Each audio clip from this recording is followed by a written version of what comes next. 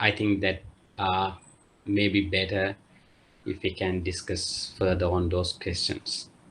So I hope like everyone would listen to this, so we can move on to the presentation for today's one. Right. So now, as you know, like this is our second class.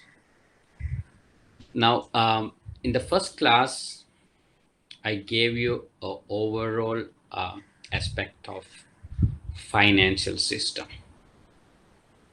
So we started with how economic system works, and then we discuss how a financial system supports for that economic system to continuously function, and the importance of financial system, and then components of financial system.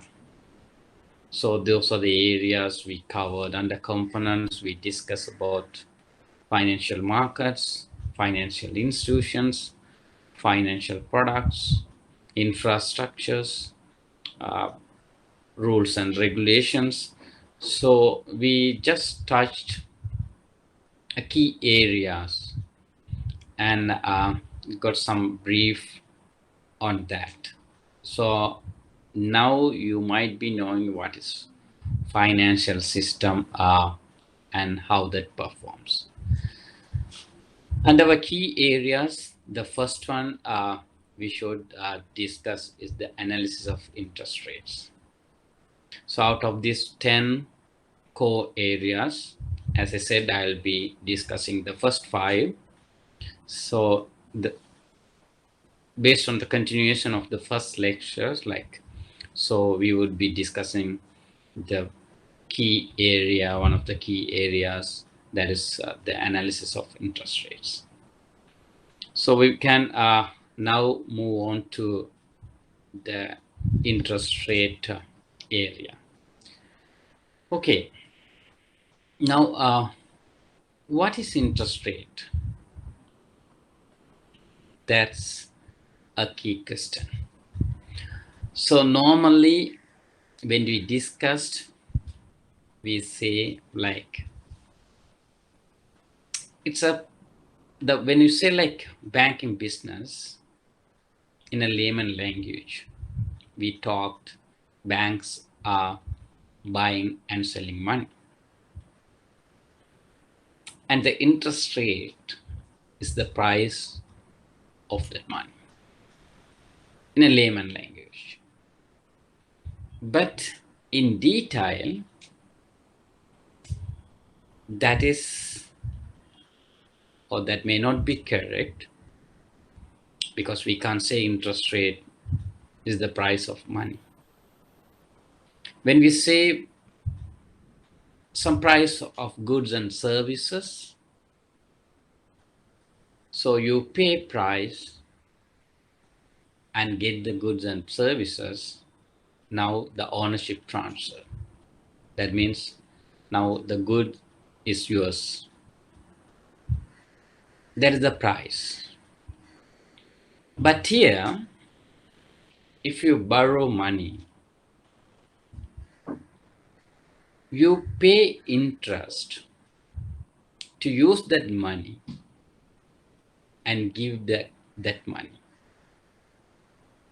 That means the cost of borrowing money is to use its purchasing power. So we can call normally the rental price for money. So you are going to get the money and use it, or that use its purchasing power, and then you give back. To that period, you are using that borrowed fund. For that use, you are going to pay, or you are going to compensate with additional money. That is then rental price for money. So that is called an interest rate. To a borrower, it is a penalty for consuming before earning. Now, why I'm borrowing? Now, let's assume now I want to buy a car. Then I have to put my own money. That means I'm going to consume the usage of the car. Now, the problem is I don't have the money. I couldn't earn enough money to buy a car. Now, the problem is if I want to consume the use of a car, then I have to borrow because I don't have enough money that I have earned. So before earn, I'm going to consume. Then for that, I'm going to pay a rental price or penalty because I have to pay a penalty because I'm going to consume some goods and services before I earn.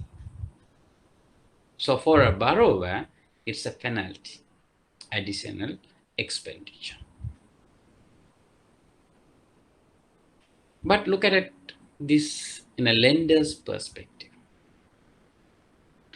Now, I have money, I earn, and I have money, I have wealth with me. Now, with that money, I can consume today itself.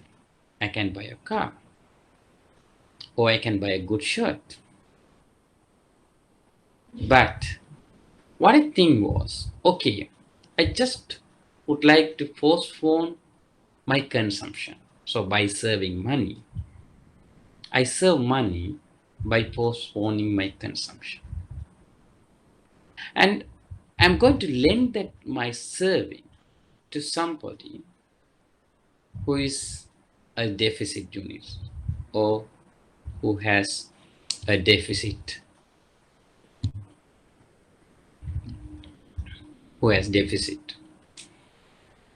So now for that, if I'm going to give my money to somebody for their consumption, postponing my consumption, so I need some rewards. So that is a rental price for money.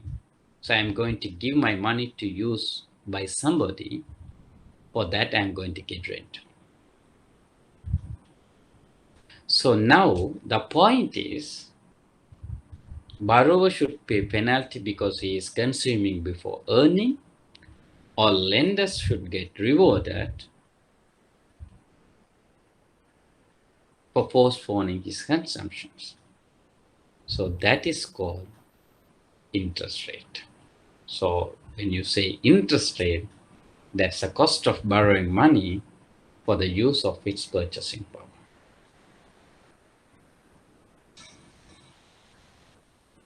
Here the problems we can see normally. When we say SSU, it's a surplus spending unit. So whoever having surplus, you can see, you can remember from the first class, we discuss about the economic system, basic economic system. In that basic economic system, you could remember two economic agents. One is household, the other one is firms. So firms getting all production factors from household and produce goods and services. In that example, the firms are getting capital from the households.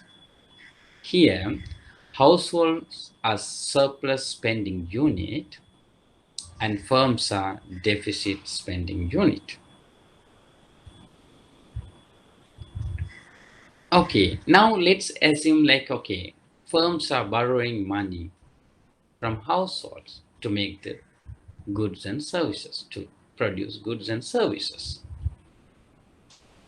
So always these households wants to buy financial claims with the highest return because they need a highest return. They expect highest returns or highest interest rate. But other hand, the firms, they wanted to use this money to produce goods and services. So they wanted to sell their financial claims at the lowest possible interest rate. Got it? So this is always mismatch. So in a market, they have to come together and decide the interest rate. So is that okay? Yeah, so then this is starting from economic system. As I said, the two parties, firms and households. Okay, the households can give the capital to firms at a rate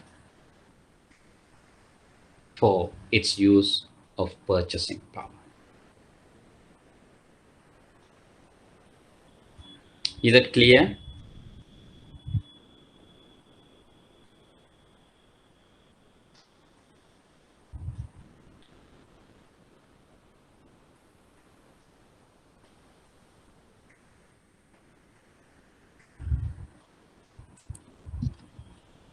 Okay. Now, second, we are going to see the determinants of interest rates. Normally in theory, we can see there are main two determinants of interest rate. There are so many factors influence interest rate, but in a macroeconomic perspective, we can categorize those under two main categories. One is production opportunities. Second, the time preferences for consumption. So these are the two main determinants that determine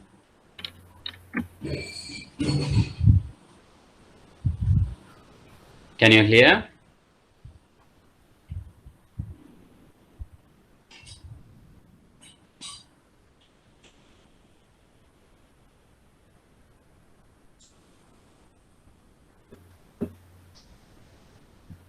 Okay, now as I said, thank you.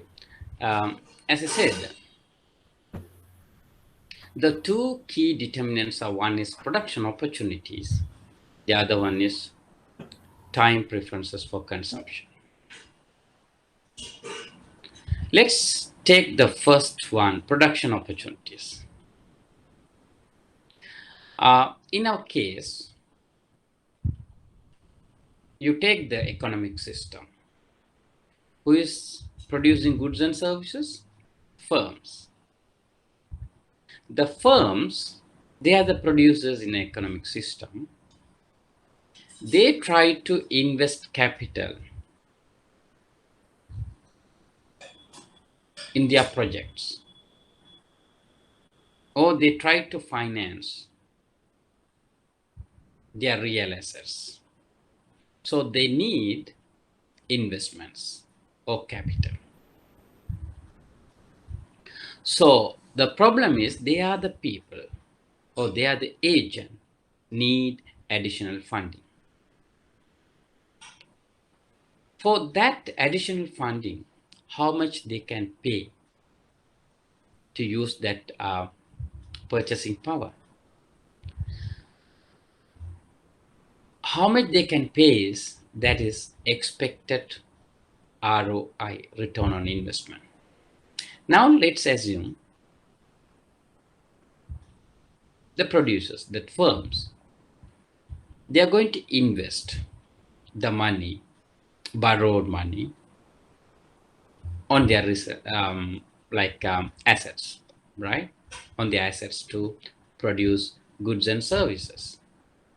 In their project or in their business, they will earn money. The return, that is the return on investment. Now let's assume their project is worth 1 million. if they earn a profit of 100,000, so 10% return on investment. Let's assume this firm borrow 1 million from households and invest it in a project and earn 100,000 out of that project during 1 year period. So how much this firm can pay to the household as an interest is maximum of 100,000, right? Because they got or they expected to get a maximum is 100,000.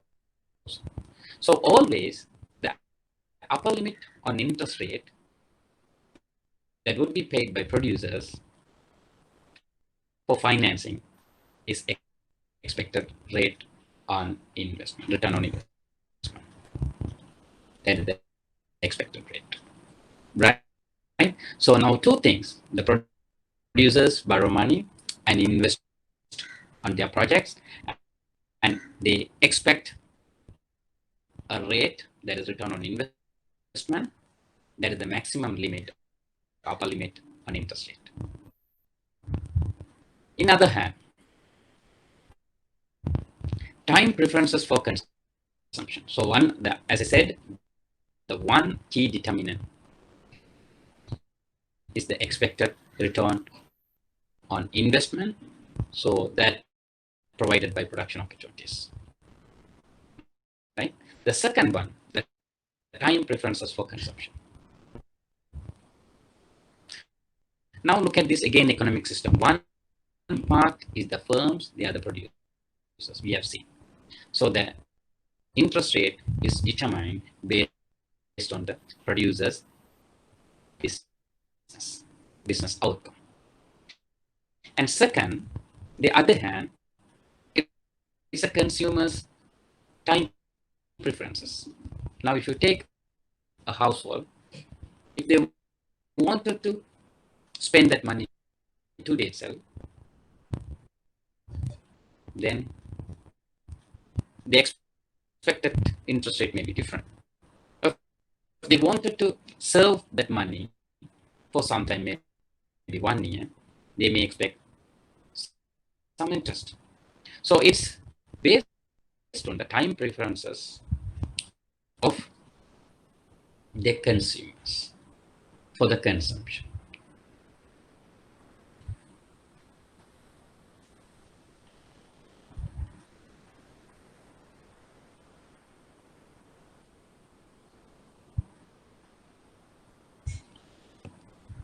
Okay, now sound is clear.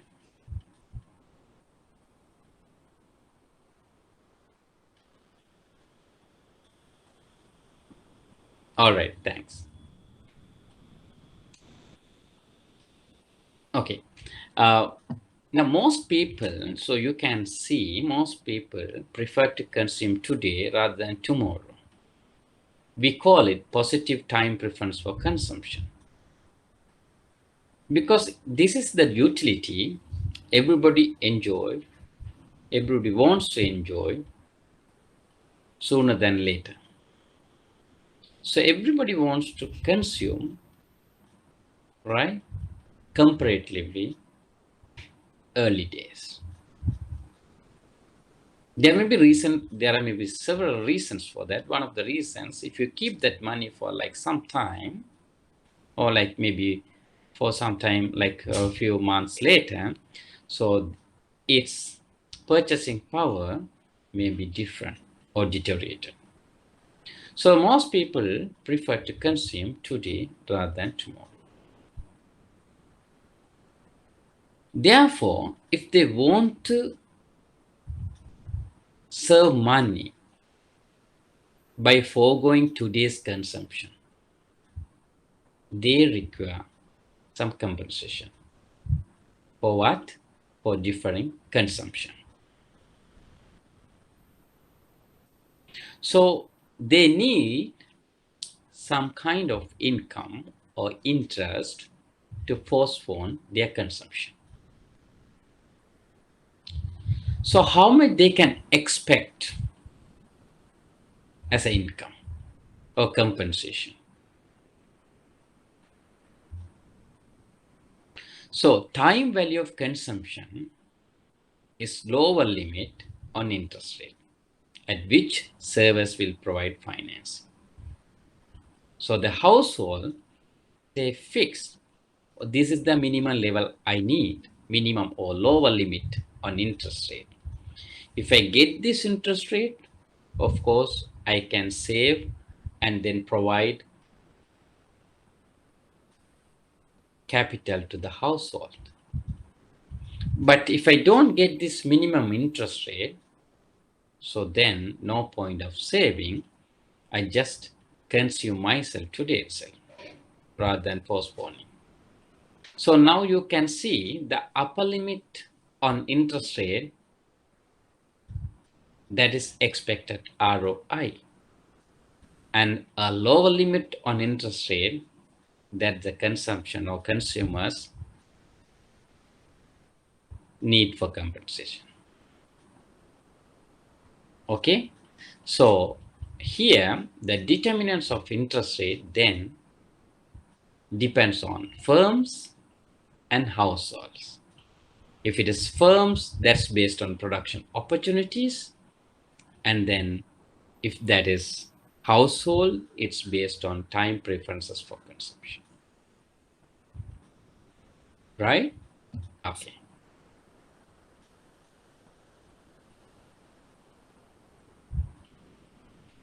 Okay.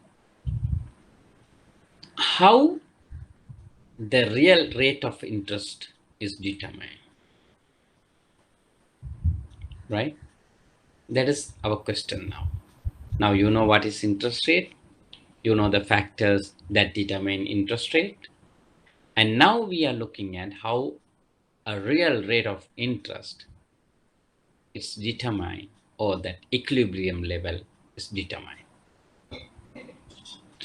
Real interest rate occurs at equilibrium between desired real investment, demand for funds, and desired savings, supply of funds. Now, as I said earlier, the producers or firms demanding funds, that means they require real investment. At the same time, the households, they have desire to serve because they would be compensated. So now, when the real investment and the desired serving meet at a point, then that point is called equilibrium interest rate. You can see, like simply you can recall your high school economics. You can think about market equilibrium, where the demand and supply meets. You can imagine the curves, demand curve and supply curve. You can see in the y-axis prices and x-axis quantity. And you can draw a demand curve and supply curve. And the point where these two curves intersect is called equilibrium level of price and equilibrium level of quantity.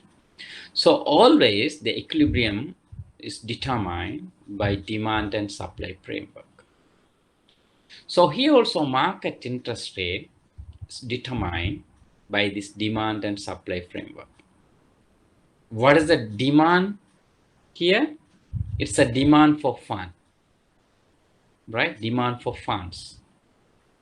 So funds demanded by firms. Another one is desired serving, how much a household is willing to serve, the desired serving. So households supply funds and firms demands funds. So market interest rate is determined where this demand curve and supply curve intersect, right? That means the real investment curve and desired serving curve intersect. This is in a macroeconomic level or aggregate level. This is the equilibrium level of this interest rate. Okay, now first look at these curves. The first one, the supply side, is serving curve. Who is supply fund? Household. So their desired serving curve. How would that react? The shape of the serving curve. At low rate, if the interest rate is low, most people postpone very little consumption for the sake of serving. That means they save less, because if the interest rate, you can imagine, now in current scenario, the interest rate is very low, then people tend to consume more. You try to buy goods and services and consume because you think, okay, sometime it's not worth to serve money at this rate. But if it is high rate, the consumers tend to serve more. If the interest rate is 12%, people try to serve more because they think, okay, they are better compensated. So the supply curve is always upward slope, right? I can show you the graph. Now here you can see in this graph, the y-axis is the interest rate, and then x-axis, the saving and investment. Now you can see desired serving, it's upward sloping. That means when the interest rate increases, you save more, or positive relationship. When the interest rate increases, you serve more. But when the interest rate decreases, you save less. Right? So the supply curve is upward slope. Right? Okay. So what about the demand curve? Demand is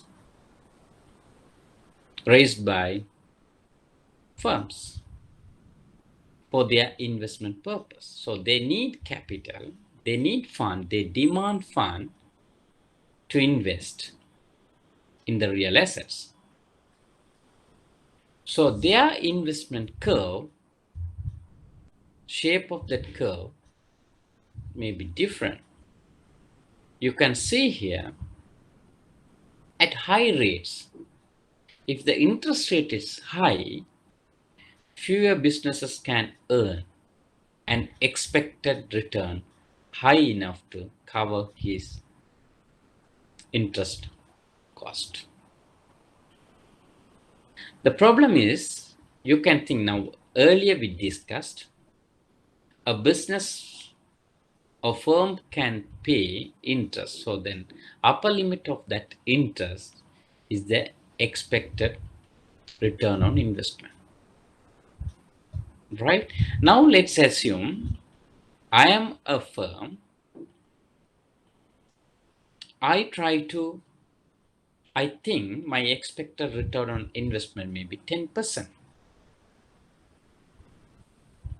But if the interest rate for borrowing is 12%, I can afford.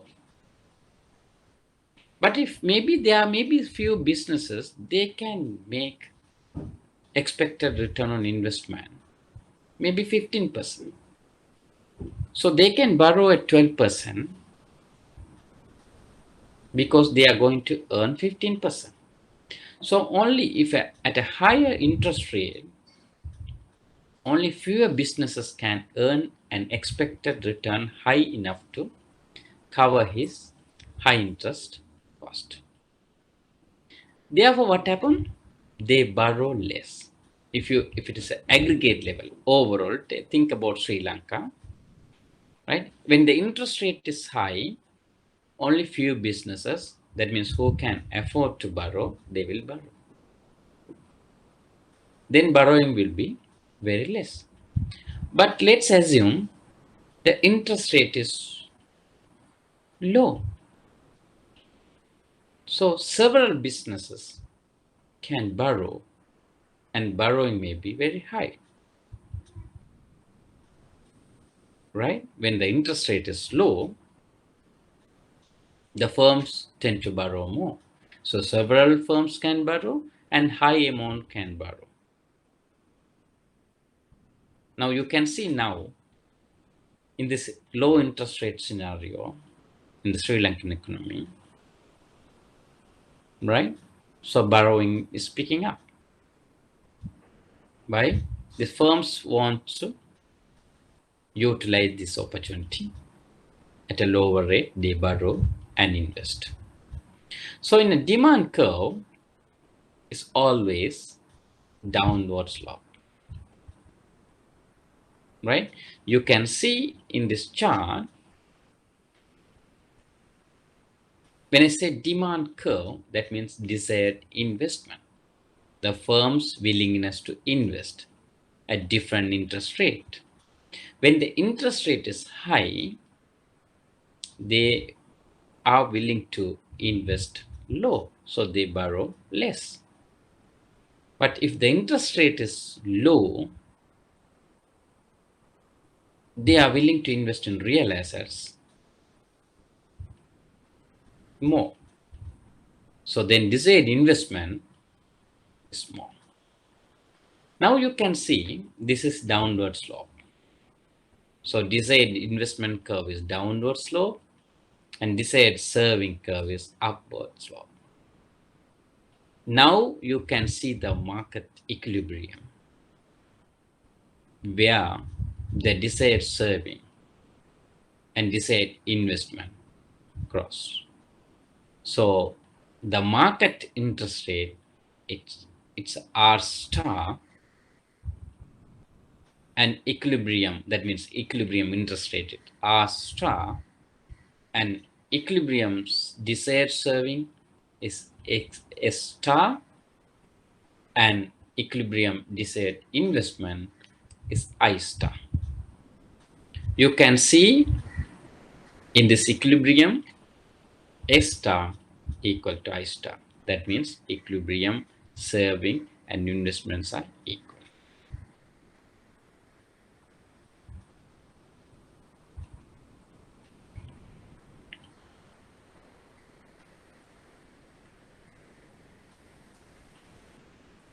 Is that okay?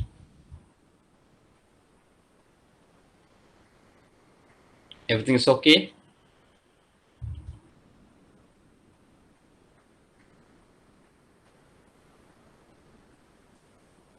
Good.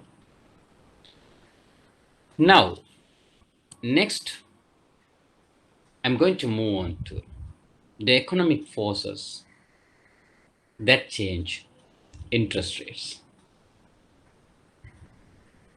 Now we have seen two curves, that means desired investment and then serving, right? Okay, desired serving and desired investment. So there may be factors that influence on this desired serving and desired investment. Now we are going to look at what are those factors. Let's see the first one, factors that shift the investment curve either to the right or to the left.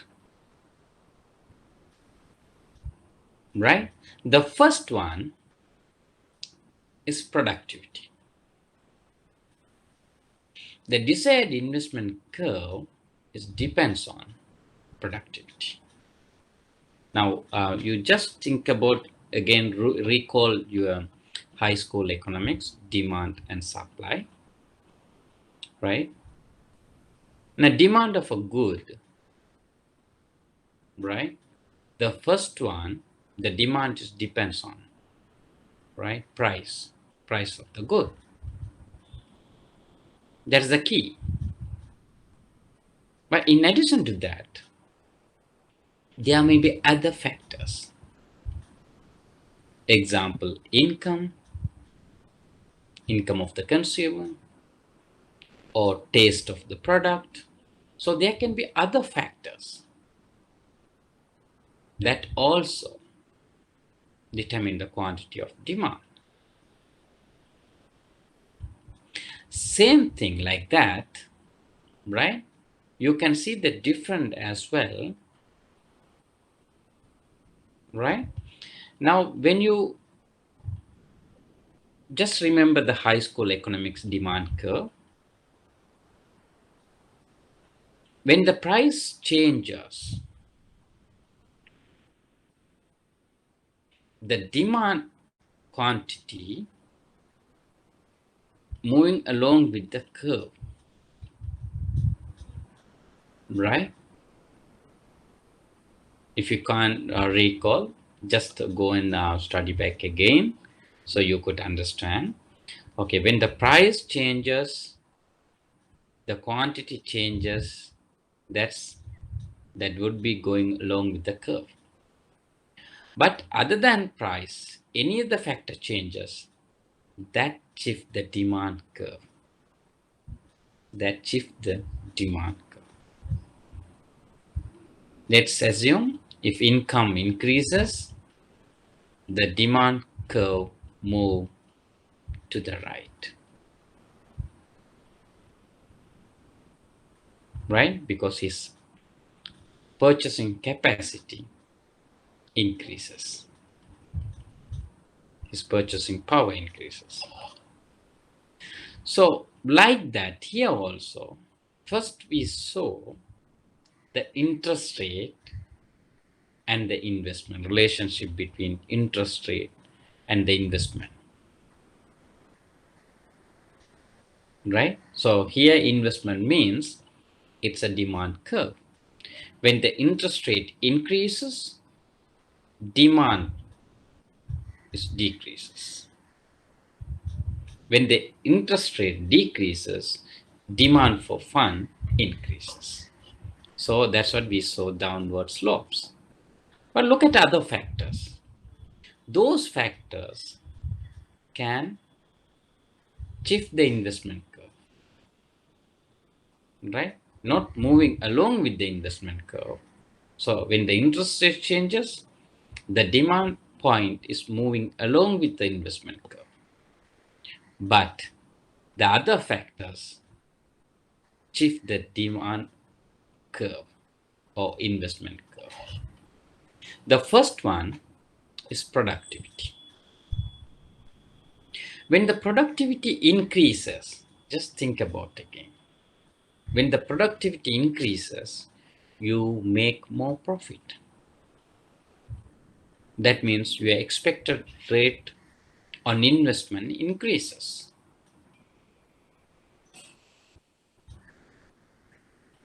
Right? So then you demand more fund.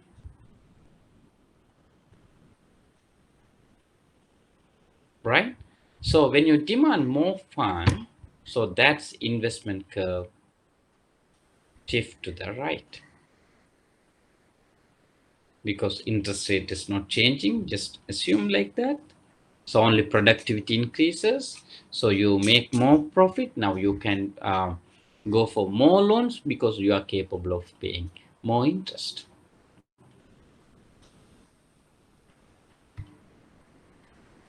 Right? So second one is technology. When the technology improved or developed, so your return on investment again increases. So you are more profitable, and then your investment curve, okay, demand increases, that means investment curve move to right. But let's assume there are taxes, right? Taxes on the businesses. Then your return on investment going to be less. Then your demand per fund will decline. So then investment curve will move to left. Maybe other factor, expected risk. You're doing business, you are a firm, you're doing manufacturing. Now, due to this, maybe as an example, COVID-19, your expected risk increases. That may be operational risk, right? That is, so you can't hire the people, right? So you can't produce as agreed. So expected risk increases. So then you can't make more investment because you are carrying more risk now. So then that expected risk, if the expected risk increases, that shift the investment curve left. But if the expected rate, like expected risk is decreases, then other way around. So fifth one as an example, expected sales. So when the expected sales are growing or increasing, then you're going to make more investment. You're going to demand for more fund. So investment curve move to right. Right? So the investment curve can be shifted left or right based on several factors and its movement. Right? In either way, that is one point you have to look into. And this is an investment curve. So similarly, there can be shift in the serving curve. We have seen that when the interest rate changes, the desired serving will be varying. But the variance will be along with the curve.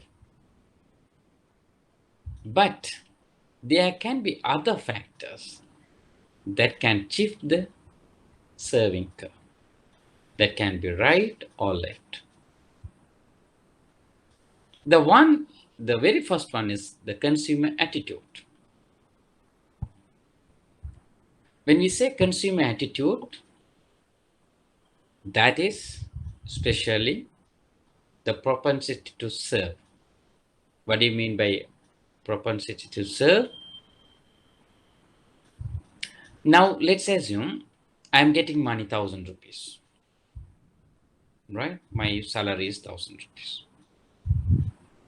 I just have fixed, okay, this much is my serving. Okay, this is I am consuming. Okay, 1,000 rupees I am consuming. Let's assume. Now my income increases 1,100. Right? Now I decide, okay, my earning is now 1,100. How much I can serve? Up to now, I have been consuming 1,000 rupees worth of goods and services. Now, because my income increases, I just consume a little bit more, maybe 1,050, and balance 50, I'm going to serve. That is the propensity to serve. Fraction of an increase in income that is not spent and used for saving. So when the propensity to serve increases, right? So when the propensity to serve increases, okay, now your supply will increase, right? So you are going to your serving curve going to shift to the right. If it is going to decrease your propensity to serve, let's assume it's a decrease, then you are not going to serve more. Clear? Okay. So similarly, personal income. When the personal income increases, as I said earlier, when the personal income increases, you are going to save more, right? So then that shift the serving curve. The third, the personal income tax. Even though you earn more income, when your income tax increases, you have little money to consume and serve. So that shift the serving curve. Is that clear? So then serving curve. So serving curves and investment curves could be affected by economic forces. That can be anything. So that shift investment curve or serving curve, right? Okay. Now, in reality, right? Now we have seen what is interest rate, how that can be determined, the equilibrium interest rate, how we arrived at equilibrium interest rate, and then what are the other forces that influence the investment curve and the serving curve we have seen. Next, we are going to see or discuss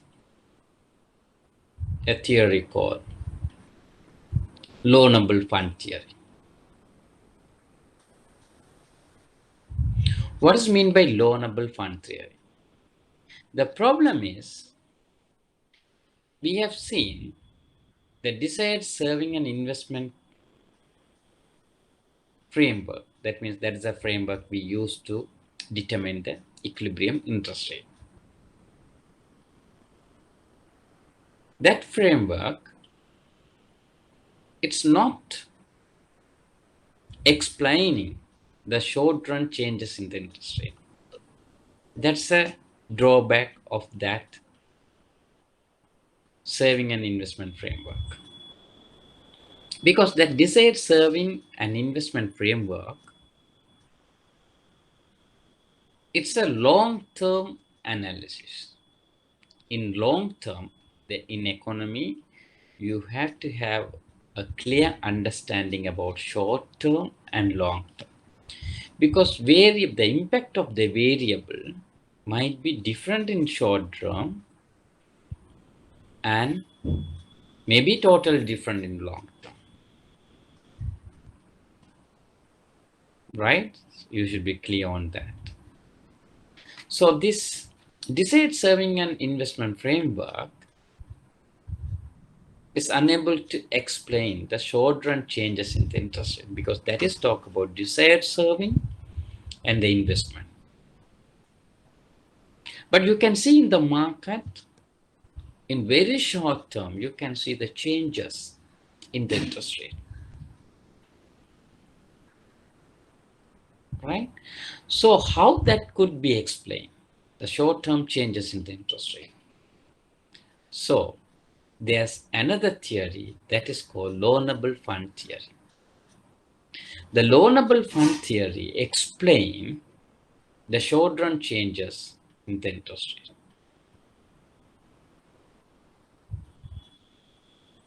Clear? Okay. Now again, I just want to recall our discussion at the beginning of this class. Now, what is interest rate? That is the rental price for money, right? That means compensation for the usage of purchasing power, right? That means I borrow money, that should be repay anyway. That is the borrowing. The meaning of the borrowing is that you have to repay at a time agreed upon. You borrow money and use for a while and pay interest to compensate that period usage of purchasing power. So here you borrow means you obtain a loan, right? So now the problem is, in short term, the interest rate is determined based on the loanable fund. You can serve, you can have desire to serve, but how much you can lend, that's the question. The short-term interest rate is determined based on how much you can lend, right? So therefore, in the short run, the interest rate depends on the supply of and the demand for loanable fund. How much you can supply loanable fund and how much demanded for loanable fund. This is the key. So when I say supply of loanable funds, that means all sources of funds available to invest in financial claims. Now let's assume in that economic system, household, they may be having desire to serve, but currently how much they have to invest or to purchase financial claims from firms. When I say financial claims, you just think about, okay, a firm wants to get money or borrow money, so they have to issue some kind of financial instrument. Let's say debenture. So the firms issue financial claims, that's debenture, and this household invest on those financial claims. So all sorts of funds available to invest in financial claims, that means purchase financial claims or purchase debentures. On the other hand, the demand for loanable funds.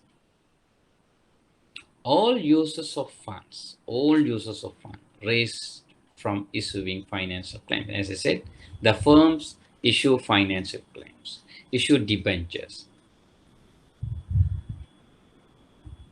and obtain fund and use it for their investment. So demand for loanable funds means all users of funds raised from issuing financial claims. Now you are clear, I think.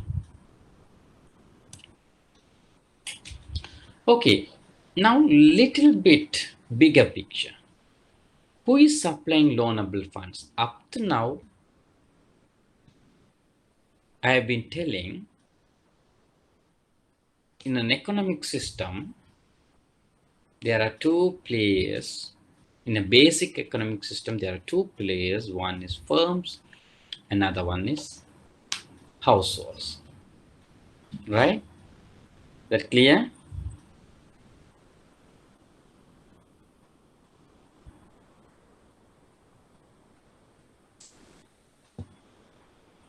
Other one is households.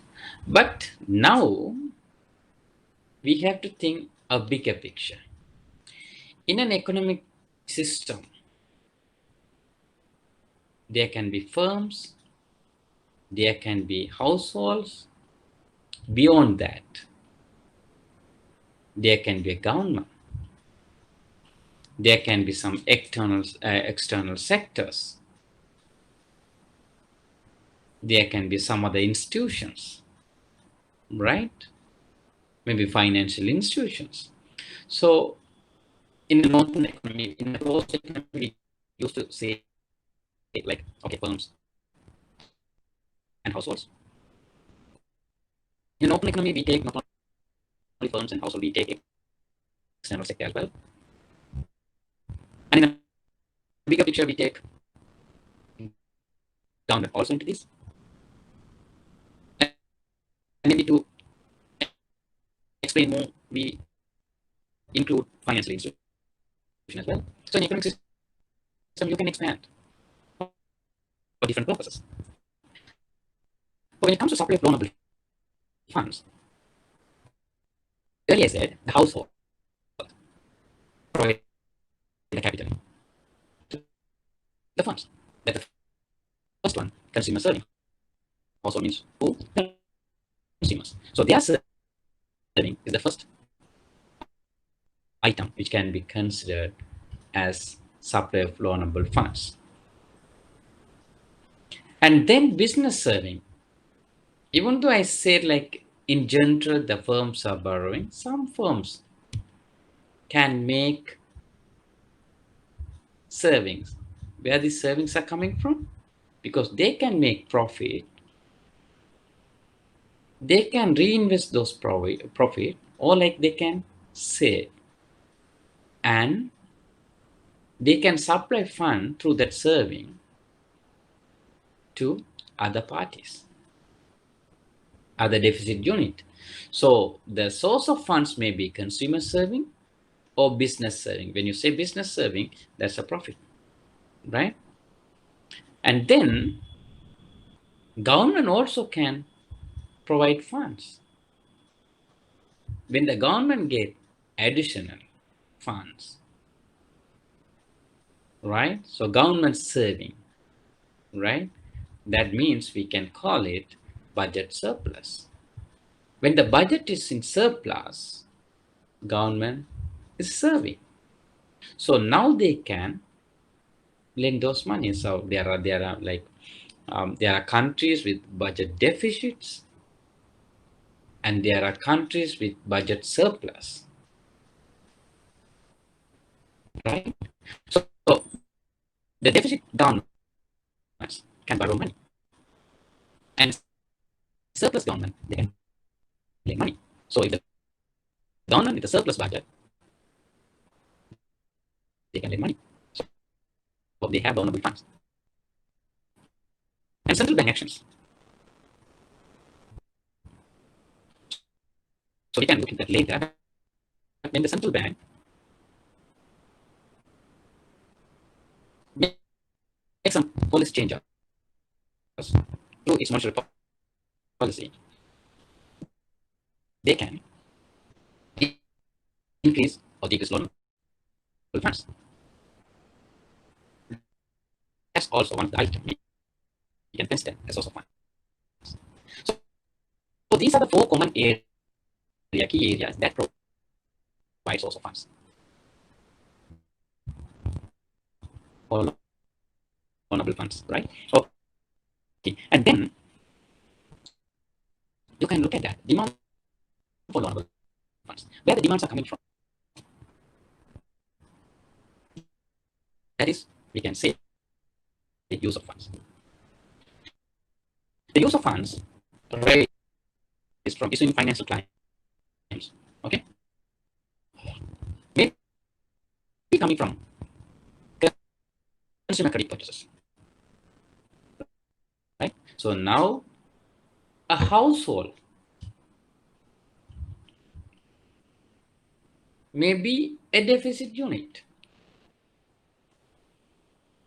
So they may be short of funds to consume more. So they can borrow. They can do their purchases on credit. So they demand fund. Right? A second, business investment. When the firms are in deficit, so they can borrow money, so they can demand for loanable fund. On the other hand, government budget deficit.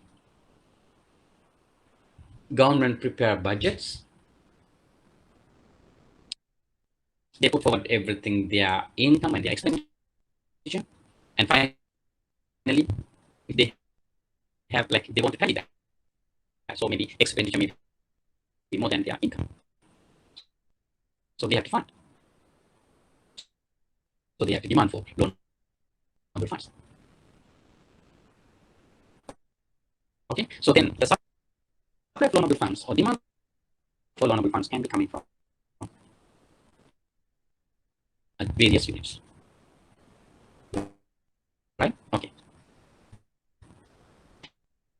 Now we have seen that, right? Where this demand coming from? Where this supply coming from? Now you can see the interest rate, equilibrium interest rate that occurs when supply of loanable funds equals demand for loanable funds. You can see in the graph equilibrium rate of interest rate and the loanable fund theory. Equilibrium is determined based on the demand for loanable fund and supply of loanable funds. In this graph, y-axis denotes interest rate and x-axis denotes amount of loanable fund. So you can draw, as I discussed earlier, demand for loanable fund. If the interest rate is high, maybe demand for loanable fund is low, and interest rate is low, and demand for loanable fund is high. So this always demand curve is always downward slope. On the other hand, you can see supply of loanable funds. You can think that the highest interest rate or high interest rate, you sell more and you try to supply more loanable fund. But at a lower rate of interest, you supply less loanable. If you draw these two lines or curves, demand for loanable funds and supply of loanable funds, you can see the equilibrium interest rate. There, these two curves intersect. You can see at a point RO, the interest rate, equilibrium interest rate, and QO, equilibrium loanable funds. Right? So under loanable fund theory, it clearly says, right? Now, second, the first we saw desired serving an investment framework. In that, how interest rate is determined. And then in a short term, that framework doesn't explain a short-term fluctuation of interest rate. But the then loanable fund theory explain how interest rate is determined in short run. Okay, now you know in a short run how interest rate is determined. It's based on the loanable fund theory. So you have to see equilibrium is temporary or dynamic. That's what we say is a short-term one, right? So any force that shifts supply or demand will tend to change interest rate, right? So any forces that can shift the supply or demand curve, then that would change the interest rate. Is that clear?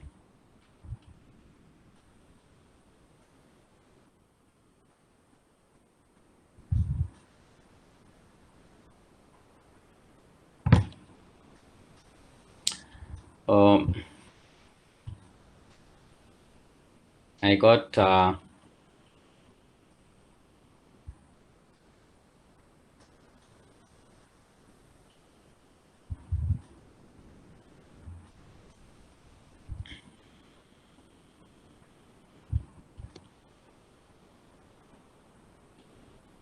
okay, thanks. Just send me a message if there's any problem in the sound.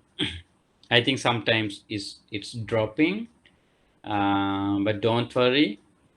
If some sounds drops, then immediately send me a message. I think now might be okay. Anybody can confirm that if that is okay? Tayabaran, is that okay now? Yes, okay.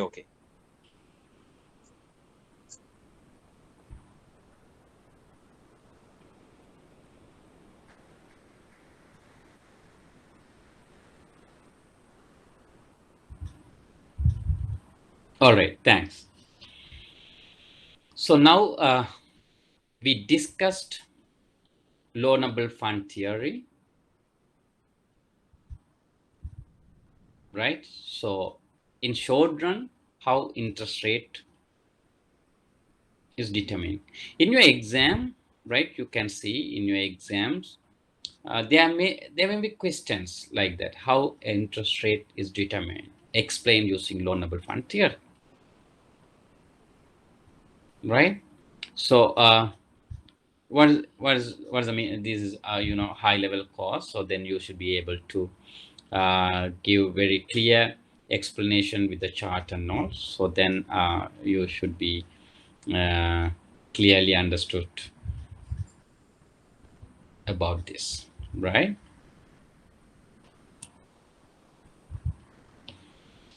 So now, as I discussed earlier, so factors that affect supply of loanable funds, right? So we see like determinants of supply of loanable funds, and then here also, right? What are the things that get influenced, right? So what are the factors that influence the supply of loanable fund and demand for loanable funds?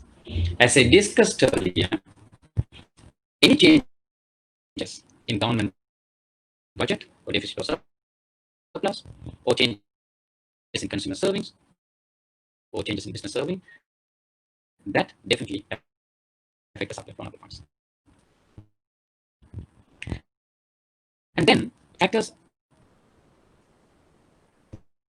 that affect on demand for loanable funds. We have seen the factors. So any changes on those factors, business, maybe business investment, government budget, consumer credit purchases, any changes on those can affect. That should be A. Okay, can affect on demand for loanable funds. Okay, right.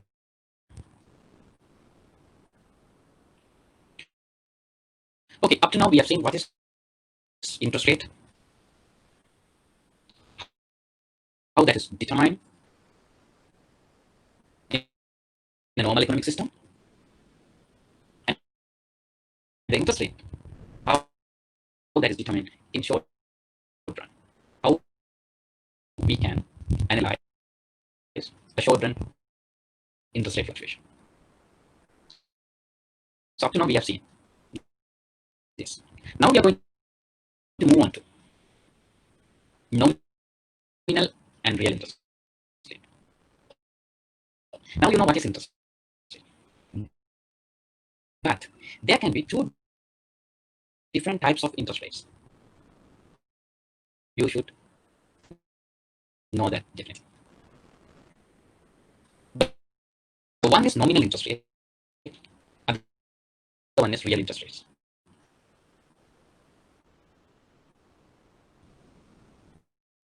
Right? So when you say,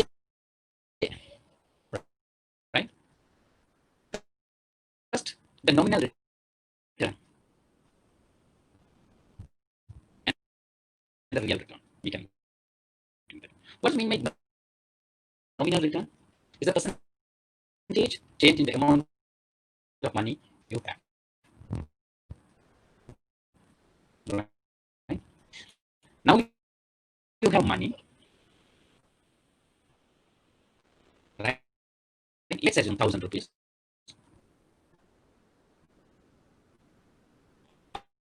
After 1 year, using that 1,000 rupees money, you earn additional 100 rupees. So you got end of the year 1,100. So 100 is your nominal return. Okay, that means the change in the amount of money you have. That is nominal return. But you can't take a decision based on this, the investment decision based on the nominal return.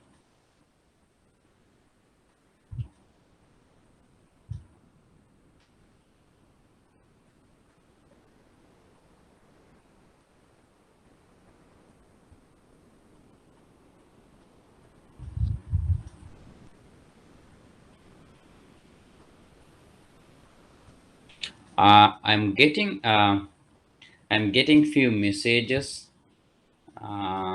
saying that sound is not clear. Let me look into that.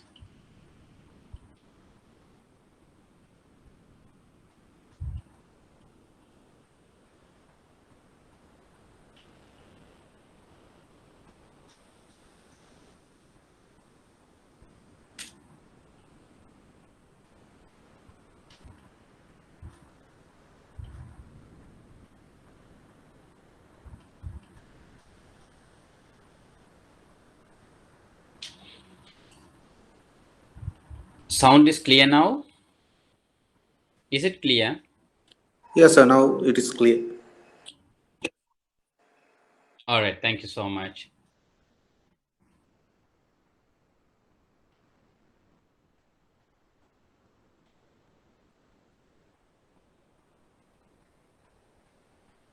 Okay, now we were looking at the nominal return. That means I have 1,000 rupees today, and after 1 year, the holding of money of mine changes. So end of year, end of 1 year, I got 1,100. So I got additional 100 rupees.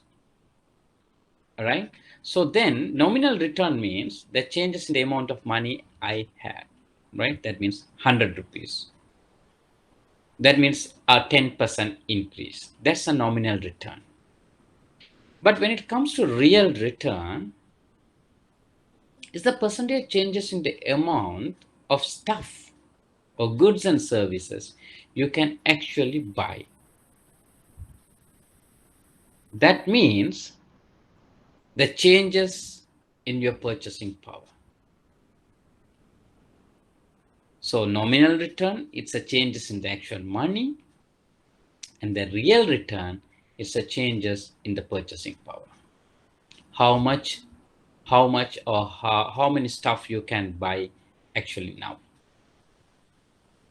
right? So I have given an example. Look at that. Suppose we have $1,000 and that Coke cost $2 per 6-pack, right? A 6-pack Diet Coke box is $2, right? So how many pack you can buy? 500 6-packs you can buy. Now suppose the rate of inflation is 5%, so that the price rises to $2.10, right? In 1 year. Now, like in 1 year's time, the Coke price increase from $2 to 2.10, right? This is one scenario. The second, we invest $1,000 and it grows to 1,100 in 1 year. right? Okay. The question is, what's our return in dollars, or what's our return in six packs, right? So in monetary term, what is the nominal return? That means based on the changes in the money. And real return, changes in the purchasing power. Is it clear? Can you try for 2 minutes how that works? Try it and see me.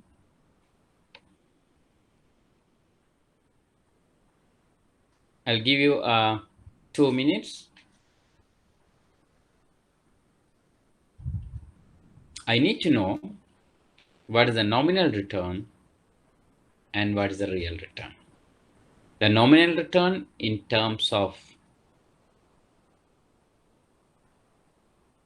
right, money as a percentage, and real return in terms of core purchasing power in percentage.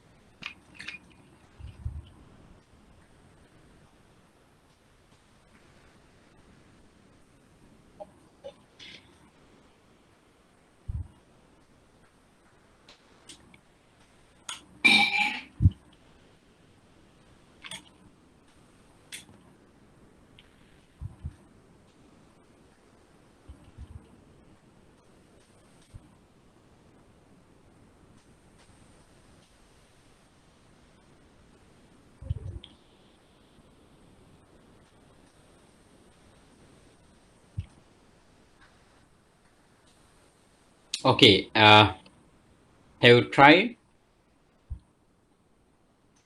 Fine. So let's see the answer. Anyway, it's in the next slide, right? Okay, first in dollar terms, what is our return? Earlier I had $1,000. End of the year, I got $1,100.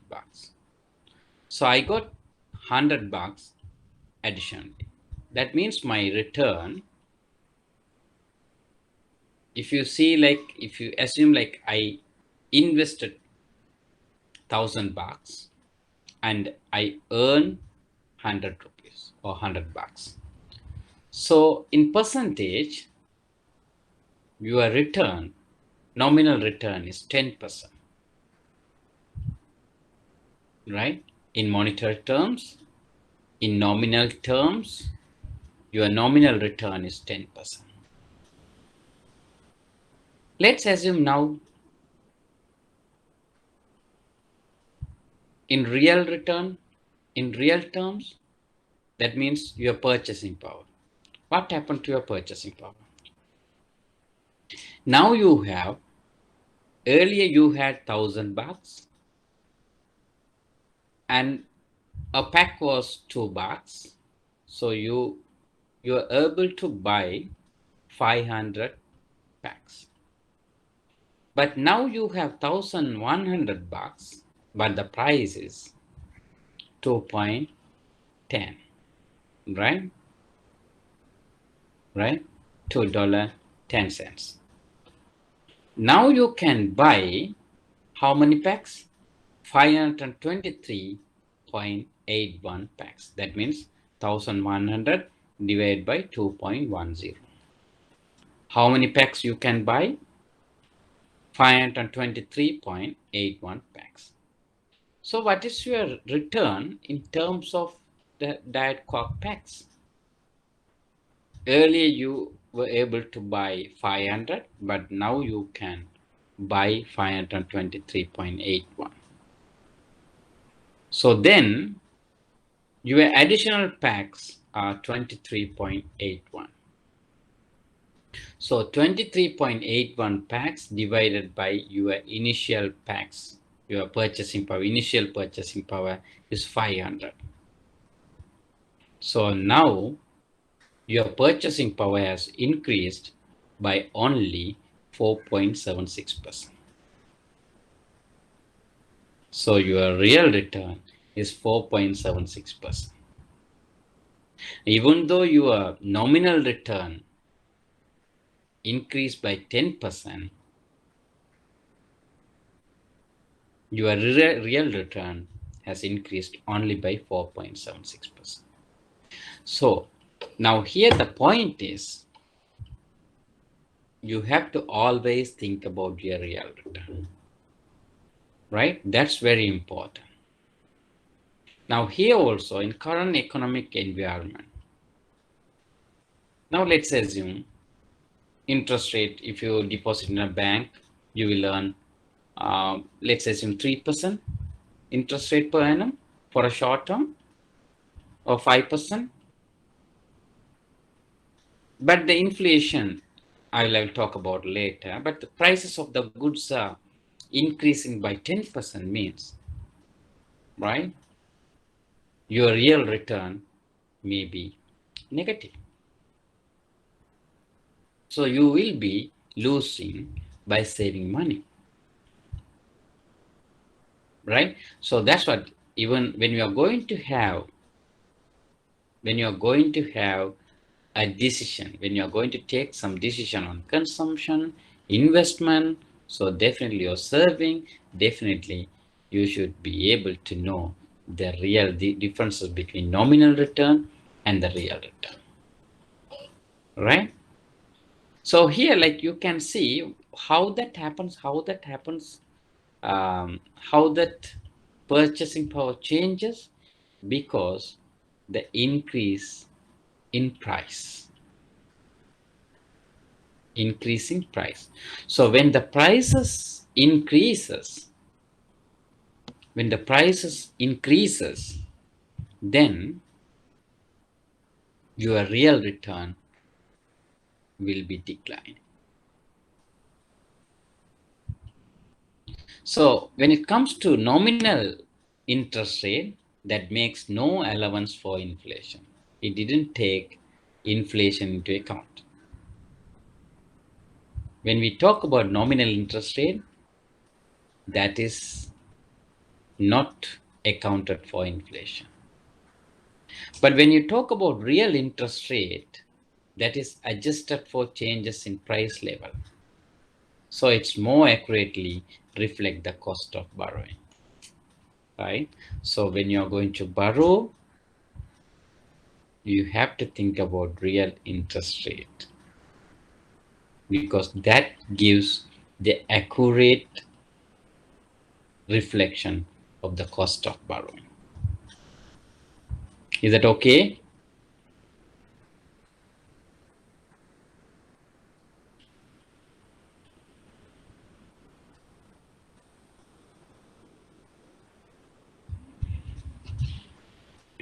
Okay, now you can see the real and nominal interest rate, 3-month treasury bills, 1953 to 2017, right? So as I said, this the reference books for this our subject, what I use is Miskin's book, right? I have already mentioned that. This is extracted from his book, right? So this says the US real and nominal interest rate patterns from 1953 to 2017. You can see now, right? So blue color is the nominal rate of 3-month treasury bill. And then you can see the brown line, estimated real rate of these 3-month treasury bills. you can see the starting point 1953, the zero, you can see the interest rate, annual rate as a percentage, 0, 4, 8, 12, 16 plus, and below it's -4. See this curve, how that moves. The both started with plus, right? Nominal interest rate, and then real interest rate also, of course, plus. But the deviation between two lines are mainly captured by inflation. Because of the inflation, these two curves are going in different paths. Now see, like the drastic deviation you could see the 1975-80s, right? The real interest rate is negative.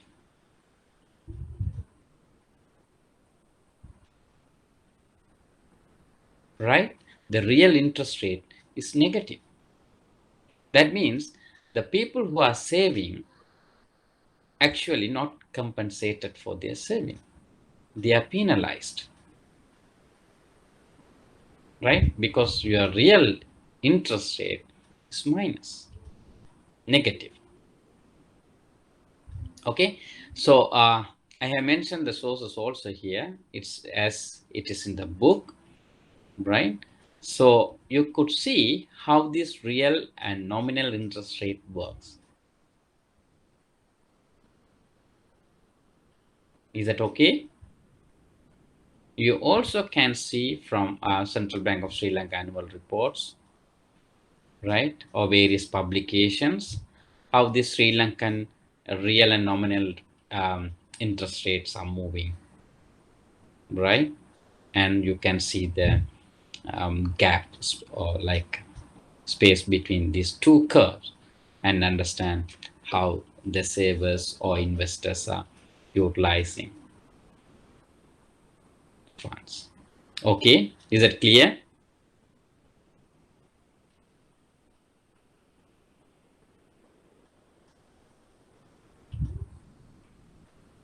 Yes, sir.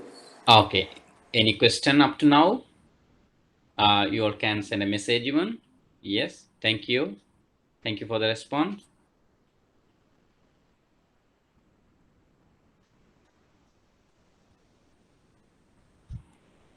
Okay, now up to now, we discuss what is interest rate, how that is determined in a economic system, and then in short term, how that can be determined, and the role of loanable fund theory we have seen. And now we have seen there's two types of interest rate. One is nominal and other one is real, and the differences between these two and the calculation, right? In exam, there can be there may be, right, there may be some questions like taking these theories into consideration, right? Okay, so now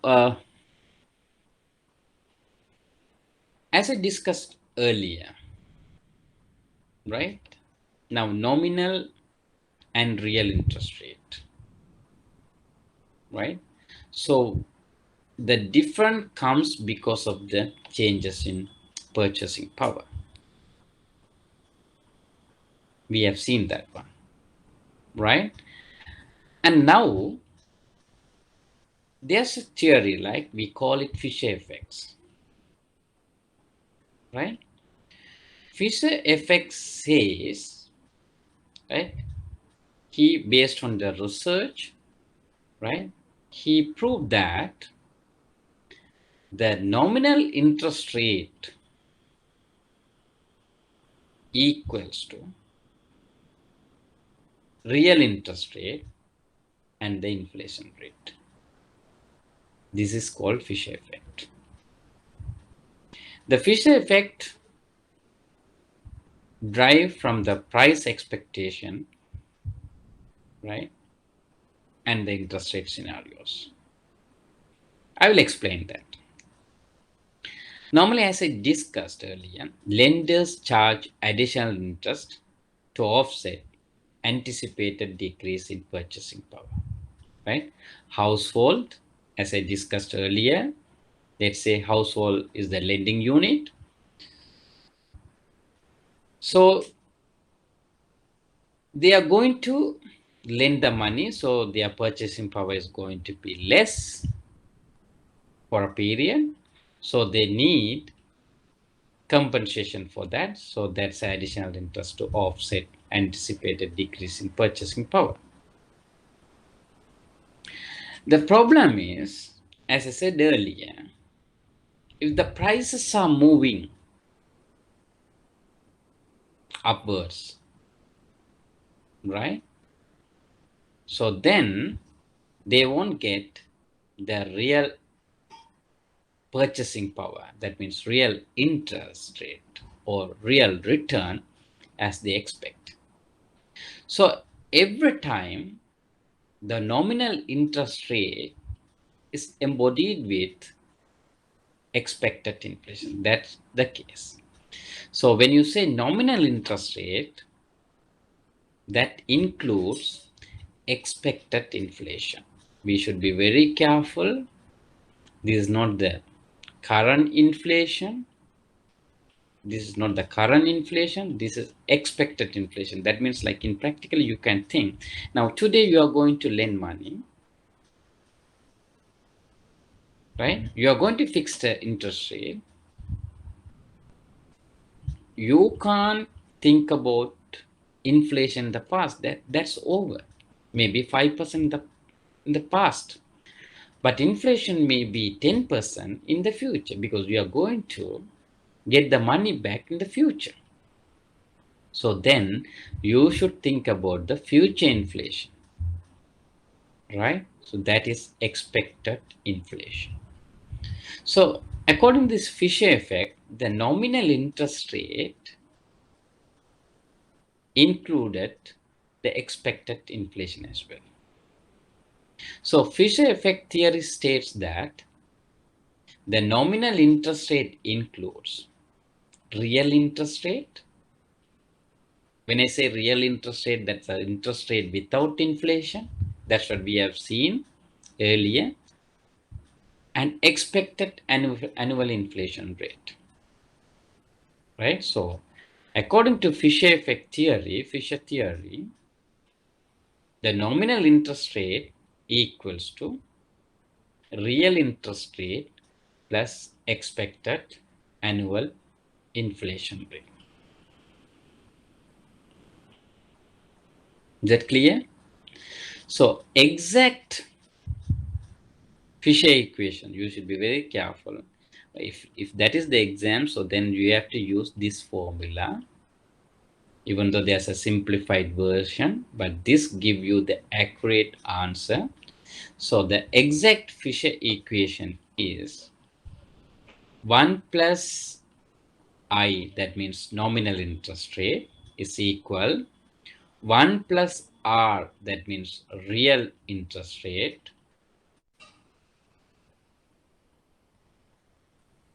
into 1 plus expected annual inflation rate.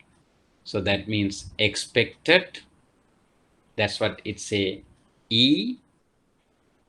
When you say rate of inflation, that is changes in price level, right? When we say changes, we use this mark, triangle mark, right? And P for price, right? So E for expectation. So the exact Fisher equation says the 1 plus I equal to 1 plus R multiplied by 1 plus delta PE. Clear? So as I said, I is the observed nominal rate of interest, R real rate of interest, and delta P, the expected annual rate of inflation. I just want you to recall the inflation. What is inflation?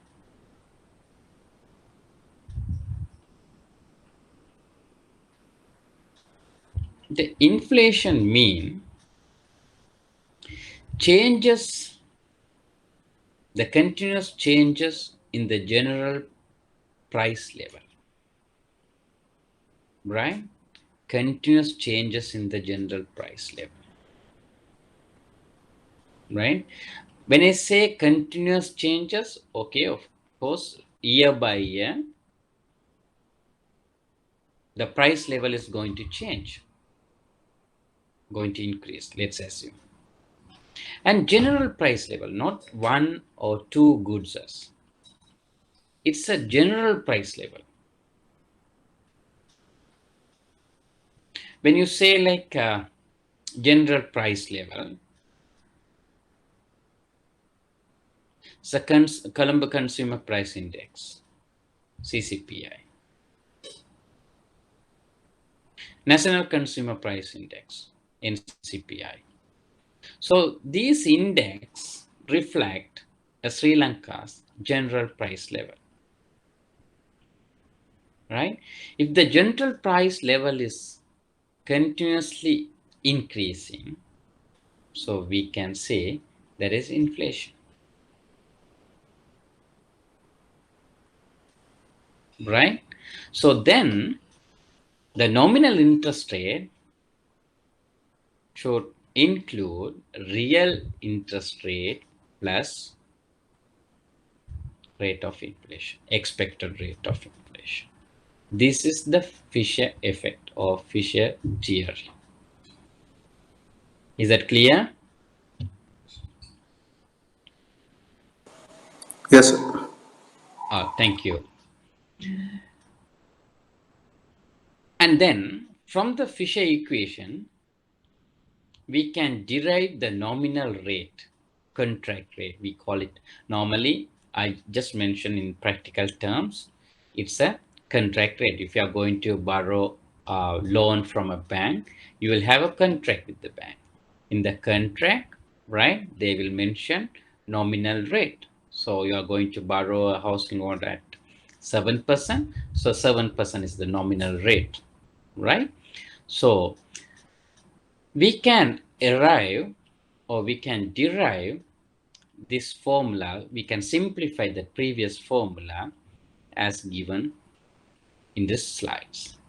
So I is the nominal rate of interest equal R real rate plus inflation inflation rate plus, that means when I say inflation rate, that's expected inflation rate. That means expected changes in the price level, general price level, right? Plus real rate multiplied by expected inflation rate, right? Now, I don't want to give you the workings because in this presentation, I can put all these workings and I know like you could easily understand. In this exact Fisher equation, I have given 1 plus I equal 1 plus R multiplied by times 1 plus expected inflation rate. If you can simplify this formula, you will get this formula. I just simplified for a reason. I will explain to you. Now, we say this nominal interest rate is a compensation, right? The lender's compensation. So now you can see what are the compensation he is getting from this formula, right? First, rental of purchasing power. Okay, you lend the money. That means you have postponed your purchasing power. You need the rent. So that is the rental of purchasing power, R. Right? That is the real return. But the problem is, let's assume you want a 2% real return. That's of course okay, 2%. But the problem is inflation is 3%. Then now you are going to lose 3% from your purchasing power. So then with the real return, you have to add that as well. So anticipate a loss of purchasing power on the principal. Right? Clear? Okay. So then the inflation rate you are going to add 5. Right? Because because of the inflation, you are going to lose in 2 fronts. One is you have lent money, that is your principal. The principal also you are going to have some losses due to the inflation. So that is covered by adding this inflation rate, anticipated loss of purchasing power on the principal. But same time, as I said, you expect 2% of the real interest rate, but if they pay 2%, definitely you are going to lose, because there also you have the impact of inflation. So you have to get compensation for that as well. That's the third part. The real interest rate multiplied by inflation rate, expected inflation rate. So that is for anticipated loss of purchasing power on the interest. So 3 components are there. First one is rental of purchasing power. Other two are anticipated losses because of the inflation. The anticipated loss on principal, the anticipated loss on interest due to the expected inflation. So these all 3 should be combined together to arrive at nominal interest rate. Right? Okay. Now we'll see an example. You have like $1,000 loan borrowed for 1 year. Right? Now parties agreed on 3% rental rate for money. 3% rental rate means what? That is your nominal, right, interest rate. So you borrowed, you just think you borrowed $1,000 for 1 year and your interest rate is 3%. Same time, right? Okay, not borrowing, you just make it lending so you can understand easily. You lend $1,000 for 1 year at 3%. So you are thinking, okay, end of the year, you are going to get 3% interest rate. Right? That means 30 rupees. So end of the year, you will get 1,030. This is normal transaction. But the problem is, the next year, the inflation is going to be 5%. That means if you consume today, right, that $1,000, let's assume you buy a can of Coke is $10 and you buy 100 cans today. But when the prices increases because of this inflation, you can't buy that end of the year. So because of this inflation, you are going to have loss of purchasing power. That is the question now. Now, anyway, you can lend money for 1 year, that's $1,000, and you can get 3% interest, but the problem is 5% inflation rate. Right? Now you think, okay, like I just said, for the explanation is 3% is nominal interest rate, right? Of course, for the explanation, but you need the 3% purchasing power. That's what your intention, right? When you lend, okay, I have $1,000, Now, end of the year, I should be able to increase my purchasing power by 3%. That's the expectation, right? So that should be the interest you receive should be worth to buy 3% more of goods and services, right? Okay, now how to calculate then total compensation? Now, principal, okay, $1,000. Okay, now rent on money. That's what I said. Okay, purchasing power, right? Rental rate for money.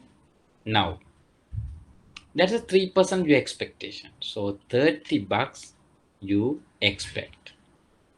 $30 increase in your purchasing power. That means real rate of return. Clear? Now the 3% rental rate means it's a real rate of interest, a real rate of return. That means real interest rate. Now problem, right? You see the inflation is 5%. Now that man is end of the year, the man is going to give you $1,000 plus the rent on money $30. But can you buy the stuff you expect at the beginning? No, because now inflation is 5%. So that also should be compensated by the borrower. So 5% you are going to lose from your capital or principal. So that is the purchasing power loss on your principal. $1,000 multiplied by 5%, it's $50. Now this $30 also you can't buy as you planned because like inflation is 5%.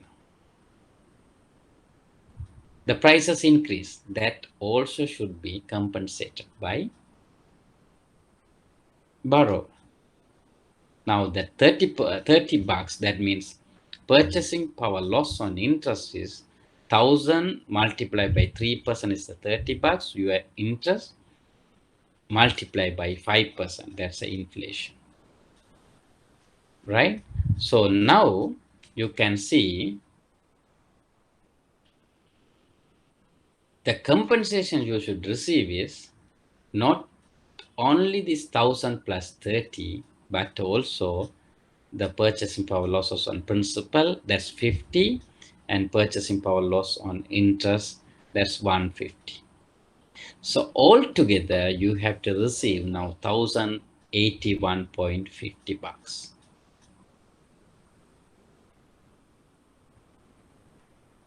Clear? Right. So this is the total compensation. This is the total compensation you expect from your borrower. Otherwise, you will be losing. Okay. I hope you can you understood this one, right? The Fisher effect, and you can work out this and see how this work. The Fisher effect says that's what earlier formula, right?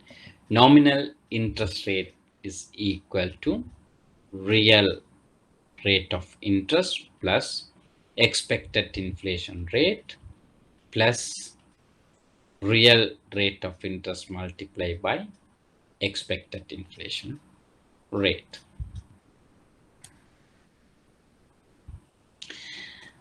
In normal calculation, we always think this purchasing power loss on interest, it's how much here? 1.50. It's always, we think it's negligible, right? Because you can see the 1,000 principal plus rent on money 30 plus purchasing power loss on principal is 50. These are big amounts. But this purchasing power loss on interest, that is only 150. So always in a simplification, the third term in Fisher equation is negligible. So it is commonly dropped. The resulting equation is, we always think simply and straightforward, right? Nominal interest rate is equal real interest rate plus expected inflation rate. But this is for your like day-to-day calculation. You can just slightly add and see, okay, what is the nominal interest rate? So you can see like when somebody talk about tell you the nominal interest rate, you can see the real interest rate by applying inflation rate, expected inflation rate. So for that kind of quick calculations, you can use this. But when it comes to exam purpose, you have to use the exact Fisher equation. Right now, you have to remember when somebody say Fisher equation, when some theory says Fisher equation, that indicates the complete Fisher equation. Now you can see this is I don't like to see like whether you understood fully. There are two examples. You can read this example, right? And you can send your answers by message, the example 1, example 2, right? So I'll give you a 15 minutes break, right? After 15 minutes, we can, so now it's 3:15, we can start 3:30, right? In that time, you can send your answers by message, and we can start from 3:28. Yes, 15 minutes break. We have seen earlier, like example 1, if real interest rate is 5%, okay, the actual inflation last year was 7%, and expected inflation for the coming year 9%. What is the current level of nominal interest rate? Okay, right, based on this data,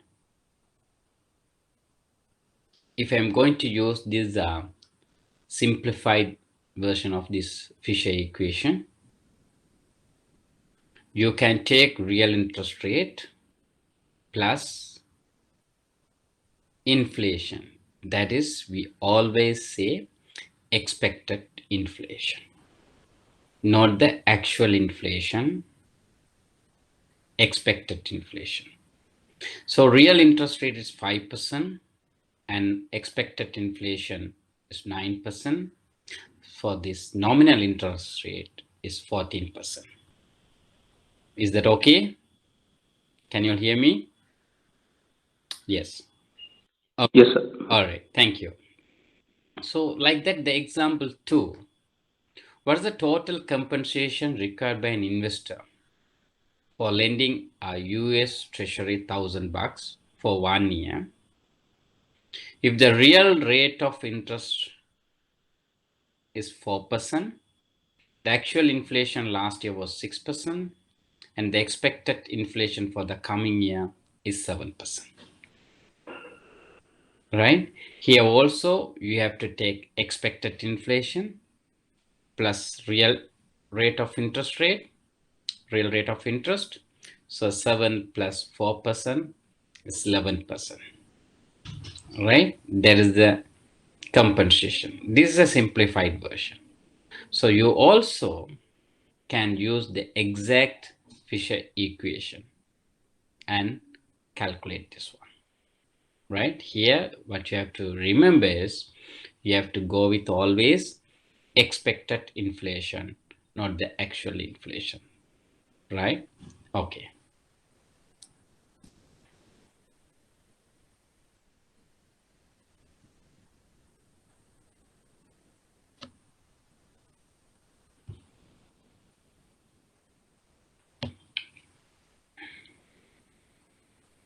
Okay. Now, we have to slightly think in reverse way, right? We are going to look at the realized real return. Right? We are going to look into realized real return. The Fisher equation is based on expected inflation rate. That's we know, right? The actual rate of inflation may be different from the anticipated rate. The problem is, under Fisher equation, we are incorporating expected inflation rate. But after 1 year, that expected inflation rate might be vary from actual rate of inflation during that period. So if that is the case, your realized real return, that means after 1 year, if you are going to calculate a real return, that means realized real return, that means actual real return, that may be different. So this may lead to the realized real return on a loan to be different from the interest rate agreed on at time, right, at the time, right, of the loan contract. So now the problem is, we have agreement loan contract, in that you have mentioned the interest rate, but the problem is, after 1 year, if the anticipated or expected inflation rate differs from the actual rate of inflation, then your real rate of return will be different or vary. So now this is the reverse case, right? The realized real rate is calculated as follows. How?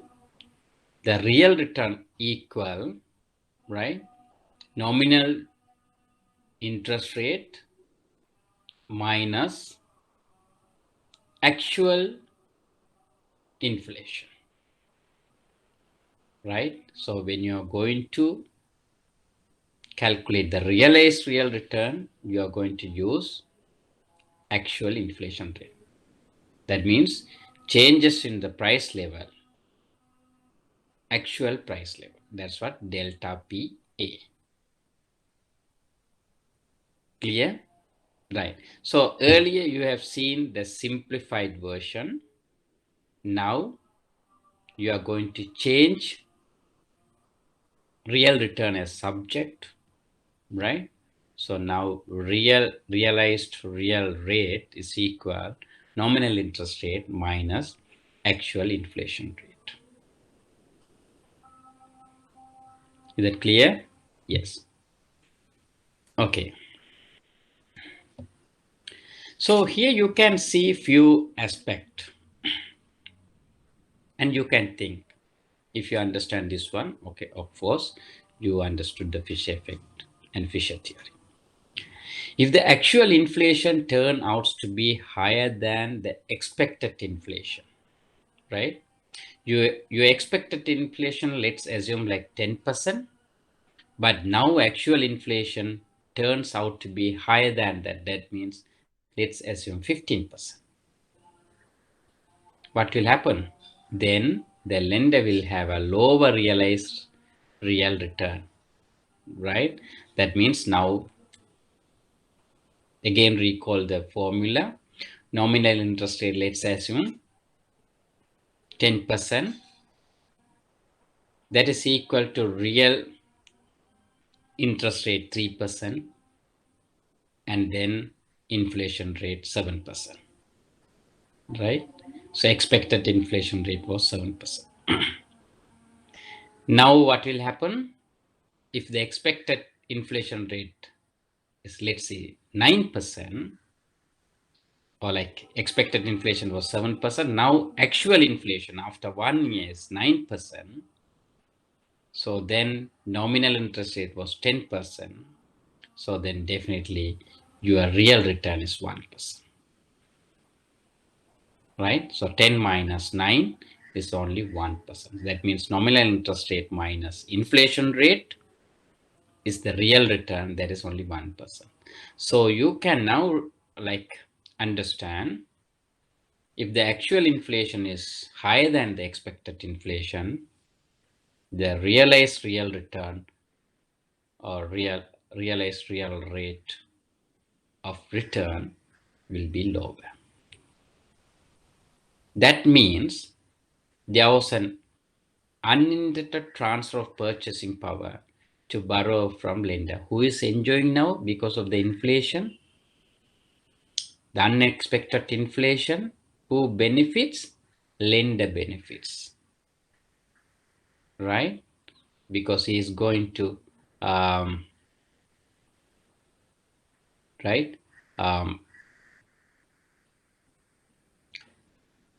Hold on. There was an unintended transfer of purchasing power to borrower from lender. Who is going to benefit? Borrower, right? Because like inflation, now he is going to pay, right? Borrower is going to pay, based on my example, only 1% real return to the lender. So lender is going to lose because earlier he thought 3% real interest. Now he got only 1%. So now purchasing power now have been transferred to borrower from lender, right? Okay, right. Okay. Other one, if the actual inflation turns out to be less than the expected inflation. Now let's say expected was 7.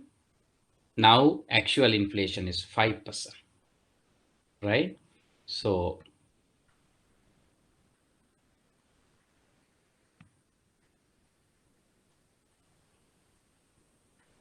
right. Now actual, so nominal interest rate 10%. Now actual inflation is 5% means your realized real rate of return is higher. That means now 5. Earlier we expect 3, now became 5 because the actual inflation turned out to be less than the expected one. Okay, so there was an unintended transfer of purchasing power to lender from borrower. Who is going to enjoy now? Lender is going to enjoy because earlier he thought like lender, he will get only 3% real rate, but now he's getting 5%. So the lender's purchasing power now has increased. Right? Okay.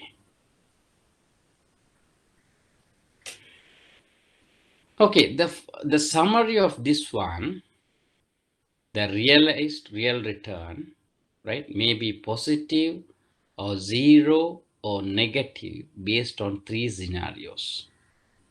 If the nominal interest rate, that means I, is greater than actual inflation, then you have realized real rate is positive, right? Nominal interest rate is 10%, actual inflation is 5%. So then you have realized real rate is 5% positive, right? In second scenario, if the nominal interest rate is equal to actual inflation, that means nominal interest rate is 5% and your actual inflation also 5%, then your realized real rate is 0, right? And third scenario, if the nominal interest rate is less than the actual inflation, that means nominal interest rate is 5% and your actual inflation is 10%, then you are going to lose. That means negative realized real rate, right? So then whenever the economic agent take the decisions, that can be consumption decisions, serving decisions, or investment decisions, definitely this is the case. We have to look into real rate of return.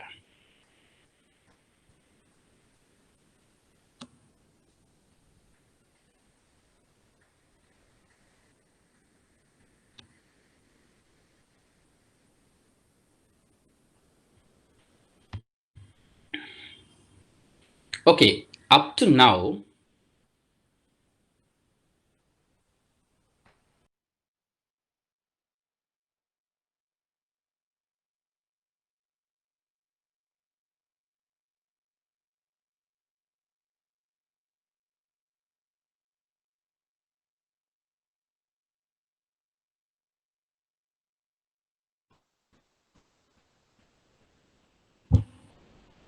Okay, up to now, we have seen the Fisher effect as well, right? How this nominal interest rate, real interest rate, and inflation rate, how these rates are influencing the economic decision. Okay, now, next, we are going to see how do we measure interest rates, right? Sometimes you might be knowing this one, but we have to recall this one. So I just want to uh, elaborate each and every item, right? So it's better if you can clearly understand this concept so we can further expand our studies. Okay, so now we know what is interest rate, how that is determined, and how these theories talk about, or loanable fund theory, Fisher effect. So how that works, we know now. Now we are going to look into that, how interest rate is measured, right? So now the problem is, you can lend or borrow money, but you have to, somewhere down the line, you have to say a interest rate, this much you wanted, right? For that, we have a concept called present value concept. Without this concept, we cannot do finance, right? So this is the backbone of any calculation, right? Present value calculation. You can recall now your undergraduate studies, or like high school studies, right? So any financial matter, in fact, without this present value concept, you can't, or you will be unable to take accurate decisions. What is this present value concept? The present value concept is arising because a dollar paid to you 1 year from now is less valuable than a dollar paid you today. This is the concept. Now, if somebody is going to give you money, you have $1,000, okay? If somebody asks you, I'm going to give you $1,000, do you want it today or tomorrow? What might be the response always? Yes, I want it today. Meaning, now if you have it today itself, you can use that money for consumption today itself, or investment today itself, right? Or that money can give you pleasure by consuming something immediately, or that money can give you some compensation or interest, that can earn interest for the future period. A dollar deposited today can earn interest and become $1 multiplied by 1 plus I. 1 plus I means it's the interest rate. Now let's assume, now 1 year, like my question is not tomorrow, like 1 year, like I'm going to give you $1. Do you want it today or do you want it after 1 year? If it is after 1 year, you will get after 1 year $1. But if you want it today itself, you can get $1 from me and deposit in a bank. After 1 year, you can get $1 plus the interest, right? So after 1 year, you will get more than $1. So you want the money today itself. That is the present value concept. Now, after 1 year, how much you will get? $1. multiply by 1 plus I. I means interest rate. Let's assume interest rate is 10%. So $1 multiplied by 1 plus 10%, if I write in decimal form, that's a 0.1. So $1 multiplied by 1.1. That means $1, $1.1. You will get a dollar and a 10 cents after 1 year. Right? This is the concept. To understand the importance of this notion, you can consider the value of a 20 million lottery payout today versus a payment of 1 million per year for each of the next 20 years. Are these two values the same? No. The problem is like let's assume you got to have a $20 million lottery. They're asking you, do you want the $20 million today itself, or shall we pay $1 million every year for next 20 years? The question is, you want it $20 million today itself, or next 20 years, $1 million per year? So do you definitely say $20 million today itself, because these are two different cash flows and it has two different present value, right? So now see an example I have given here. Let I is equal 10%. So in decimal form, 0.10. That means interest rate, if you invest that money, you will get 10% return.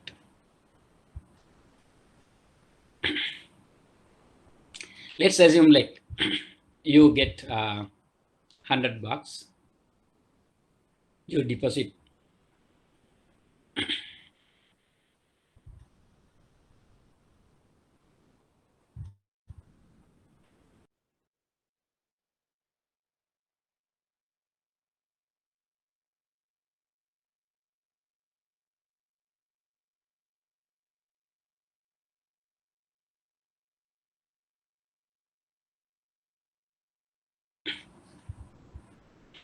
okay. This example says, like, let's assume you get $100 and invest at a rate of 10% as an interest. And in 1 year's time, how much you will get? $100 multiplied by 1 plus 0.10. That means $110. Second year, you are going to reinvest that money. That means not 100, now 110 multiplied by 1 plus 0.10. That means 10%. So second year, you will have $121, right? So first year you got 110, then second year your total amount is 121. This can be written in different form as well, right? You can write one by one, 1 year, 2 year, like that. Or there's a formula like I just slightly applied here, right? How is that? Your initial investment $100 multiplied by 1 plus 0.10, right? Within bracket 1 plus 0.1, right? And power to the 2, right? So now how many years? 2 years, right? So then you can mention power to the 2, right? So then second year, if you calculate based on this formula also, you'll get same answer, $121, 121. In third year, you will get 133, or in other way, you can use that formula and get the same answer. So now you can see the power to the 2 and 3 and 4 and so forth. And then finally, you can slightly make this formula. That means principal multiplied by 1 plus I power to the n, right? So n means number of years. If you are going to invest this for 10 years, you can write $100 multiplied by within bracket 1 plus I to the power of n. You'll get the answer, right? Here you can see third year, you can see, right? You get 133. Clear? Okay. Now this, you had $100. You invest at a 10% rate annum. After third year, you will get 133 bucks. Here you have to understand very important concept. Today I have $100. That is the present value of my money. After 3 years, I will get 133. That is future value of my money. Two concept.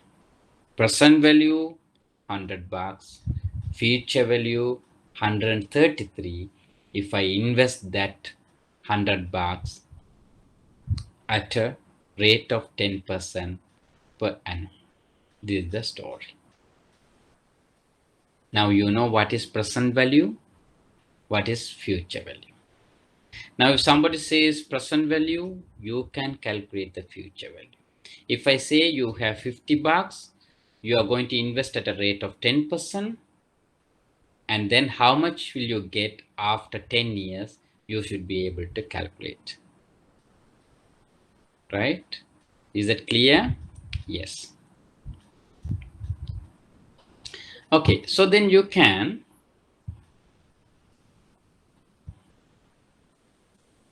in other way around also.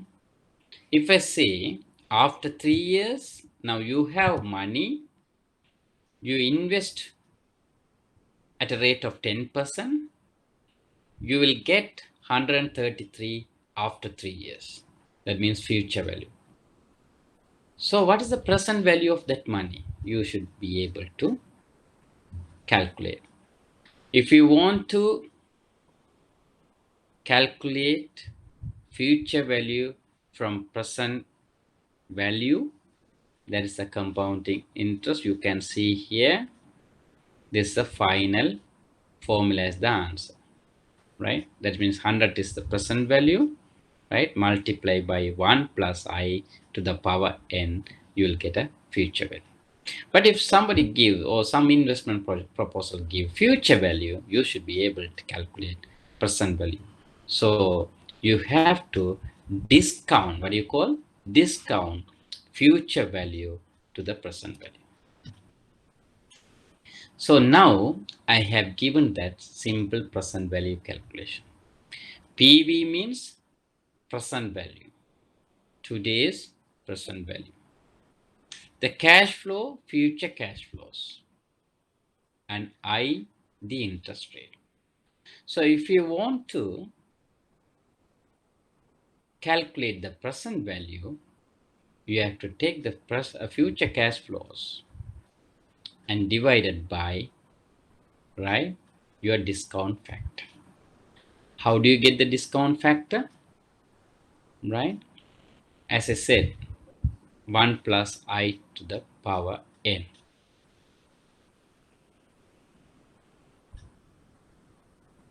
Clear? Now this is the example. Now you should understand this one. You can see here this example in these slides. If you get $100 today, that means you have to understand these drawings. In this line, this timeline, right? In the timeline, you can see year 0, that means today. Year 1, 1 year from today. Year 2, 2 years from today. Then year 3, year 4, like year n. Number of years, n. So that means the n years from today. Now see this one. So today, so every year from today onwards, you're going to get $100. That's what it says. For n years. Let's assume 10 years. So this is the last one is 10th year. So now future cash flows. These are all future cash flows. Now, how do you calculate the present value? How do you calculate the present value? Now you have to discount. Now, if you get today $100, that's a present value. You don't need to discount the first cash flow. But the second one, you are going to get after 1 year. So after 1 year, it's a future cash flow. Then if you want to calculate the present value, you have to use this formula. That means cash flow divided by 1 plus I to the power of n. So here this is first year, so then n is equal to 1. So then 100 divided by 1 plus I. But second year, 100 divided by 1 plus I to the power n. So n is 2, so you are going to discount 2 years. Now let's assume, now if you see this drawings, this is the 1 year one, you are going to discount once. Then you get the present value. But this is the second year, so you are going to discount twice. That's what is n is 2. So 1, so become first year, and second time when you discount, it becomes today, right? If you can't remember, if you don't understand, I don't want to spend too much time on this one. So if you don't understand this one, please go and read this book, or you can ask me, right? So in a short form, so you can send a message. I can send you some write-ups on this. Okay, but I prefer like you read a book, right? Any finance book carries this explanation. So now you know like how to calculate present value or future value, right? So next,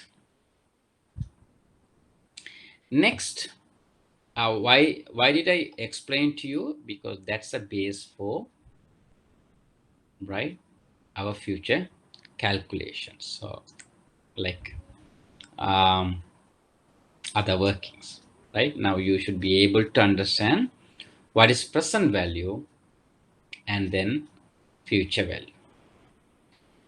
Now the next is very important concept, yield to maturity. Yield to maturity. Now up to now we were talking about return based on like measured by interest, right? Your returns measured by, okay, now if you invest your $1,000 money in FD at a percentage of 10% as a return, so you will get 1,100 end of 1 year. So these are the returns, right? But now we are going to discuss, so in that context 10% is your return, that's clear, no issue. But now we are going to discuss about yield to maturity. Even though your interest rate is 10%, actually your yield or income may be vary. That is yield to maturity, YTM, right? So what is yield to maturity?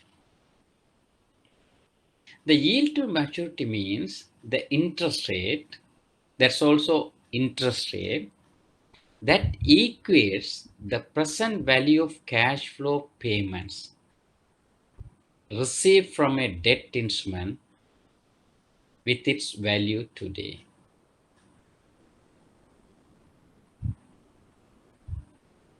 right? So now you have to think, you should be able to calculate a rate that equates the present value of the cash flow payments received from a debt instrument with its value today. That is yield to maturity. Okay. Now let's keep in mind, we will use this one later stage. So then you should be able to understand in a broad way. In the market, you can see 4 types of instrument in the credit market. So 4 types of instruments. One is just simple loan, right? Other one is fixed payment loans. Other one is coupon bonds and discount bonds. These 4 major types of instruments are available in the credit market. Now we are going to see how those instruments are interpreted in terms of earnings, right? Let's go to first yield to maturity on a simple loan. Yield to maturity on a simple loan. What do you mean by simple loan? You get a loan, right, today, or you lend money today, after 1 year, it's settled, right? Okay. Now, you are going to calculate what is your return, right? You lend, or like based on this example, when you say present value, that means amount borrowed or amount lent. For a borrower, it's borrowed. For a lender, it's lent, right? Amount lent. So let's assume today, $100 you borrow. End of 1 year, you are going to pay back $110.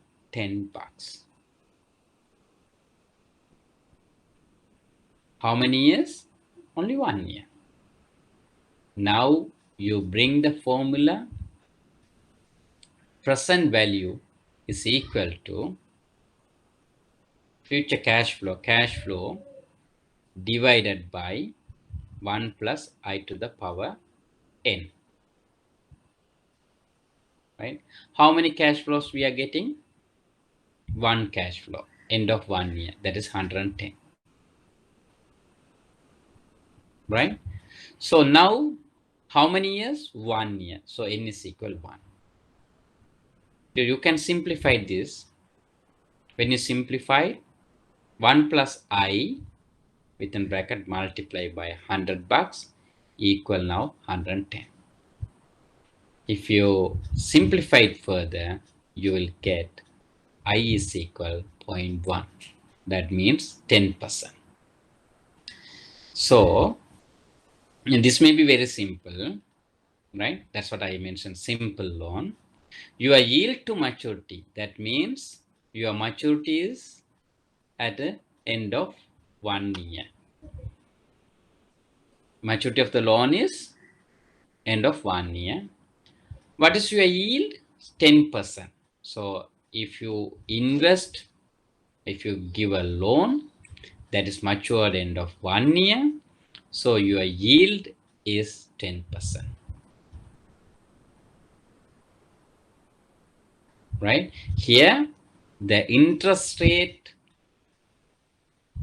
was 10%, right? But in the example, we didn't say anything about interest rate, right? But using this future present formula, future cash flow, future present value and future value formula, you found out yield to maturity, right? Now you can go back to this definition Again, you can read it. The interest rate that equates the present value of the cash flow payment received from a debt instrument with its value today. Right? So interest rate equates the 10% interest rate equates the present value of cash flow payments received from a debt instrument, right? So the 110 that is equated with the present value, and C the percentage you use for that, right? This is the yield to maturity. Any question? Okay, fine. So now you know now simple loan, right? Okay. Next, fixed payment loan. Now you are just getting into thinking about bank loans, right? Okay, fixed payment loan. That may be earlier, maybe one-shot payment, right? Maybe a packing credit, right? You might have been given for 1 year, right? So you settle after 1 year. So now you know what is the yield to maturity on that loan product. But there may be term loans that carries fixed payment loans, right? Fixed payment. The same cash flow payment every period throughout the life of the loan. For simplified version, I'm just taking not monthly, every time yearly, right? Because interest rate, we also have discussed that always we gives for annual basis. So like cash flows also I'm taking for easiness annual basis. So even though term loan in the banks, it's monthly basis, right? I'm here taking the example as annual basis, right? Okay, now fixed payment loan, just think about a term loan in a bank, but the repayment is annually. The same cash flow payment every period throughout the life of the loan. You take 20 years loan, you're going to repay annually, so 20 installments, right? So now how are you going to calculate loan value, right? Here you can see loan value, LV is loan value, fixed payment, that means fixed yearly payment, FP, the N is number of years until maturity, number of years until maturity. So if that is matured, so loan is over in 20 years time, then number of years until maturity is 20. Clear? Okay. Now, based on this, earlier I have mentioned, right? You can calculate like every time, say first year, second year, third year, fourth year. You can put this fixed payment schedule and discounted by, as I mentioned here, you can remember, yeah, this is a kind of fixed payment, right? Okay. So here you will get loan value, right? Now, in banks, especially, right? Now, under this SLFRS, right, you have to, right, so these loans, right, kind of present value terms, right? I don't know, like if you are involving in finance department, right, when the interest rate changes, right, even during this COVID-19, you might be seeing like if it is a fixed interest rate, of course, no issue. If it is a floating and interest rate changes or cash flow changes, you have to revalue your loan value, right? So the mechanism is same. You take your fixed payment, right? or your cash flow. That means every year you are going to get the cash flow. You put those cash flows and discount, and then you get a loan value. So loan value is the present value you are going to show in the books. Right? Just think about, right? It's not confused. Just think about. The third one is a coupon bond, right? So we have seen simple loan payment and fixed payment loans, and then third, coupon bonds. So you can use the same strategy used for the fixed payment, right? So if you want to calculate the present value, P is the price of the coupon bond, right? So C, yearly coupon payment. Normally, like when you say coupon, so treasury bond, you can have an example, and these coupon payments are biannual, so 2 times in a year. But I just, for simplification, I just take a yearly coupon payment. Then face value of the bond, then number of years to maturity. Right? Now, if you take this formula, just the similar formula we used for fixed payment loans, P is equal every cash flow, annual cash flow. That means starting from 0, right, today, and 1, 2, like every year. So starting from 1, right? 1, 2, 3, and the last cash flow is N, right? You have to consider this, the last cash flow. At the maturity, you not only get this coupon, but also get the face value back, your investment back. That was like last two you can see. C, the last cash flow divided by 1 plus n to the power n plus f divided by 1 plus I to the power to the n. Right? So now every coupons are discounted based on their year, and final coupon plus face value also discounted using the number of years. Right? So now this coupon bond also you can calculate using the same fixed payment loans formula, right? Just if you like, if you can't recall about a treasury bond, right? I just give you some idea here, right? This is a treasury coupon, like a US treasury note. You can see here, right? This bond, you can see the 4 important information is here. One is face value. What do you mean by face value?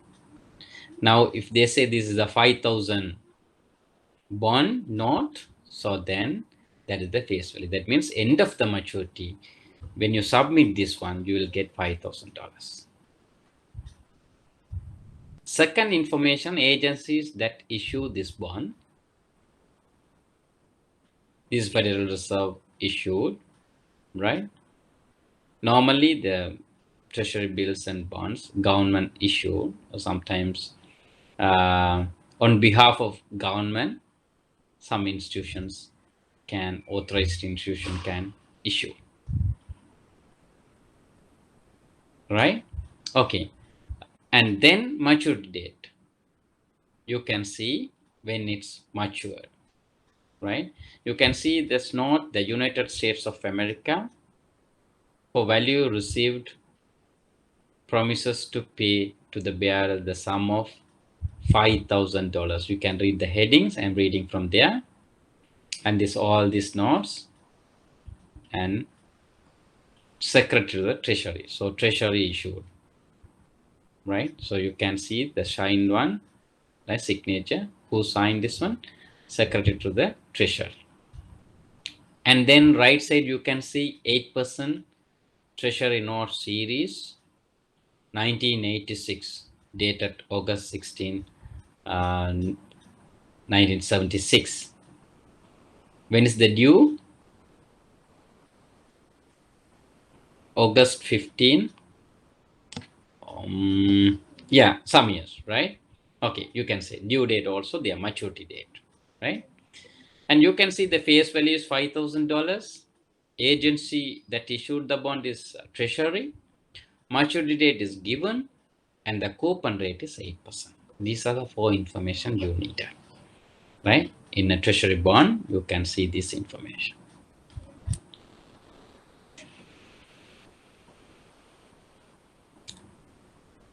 Right?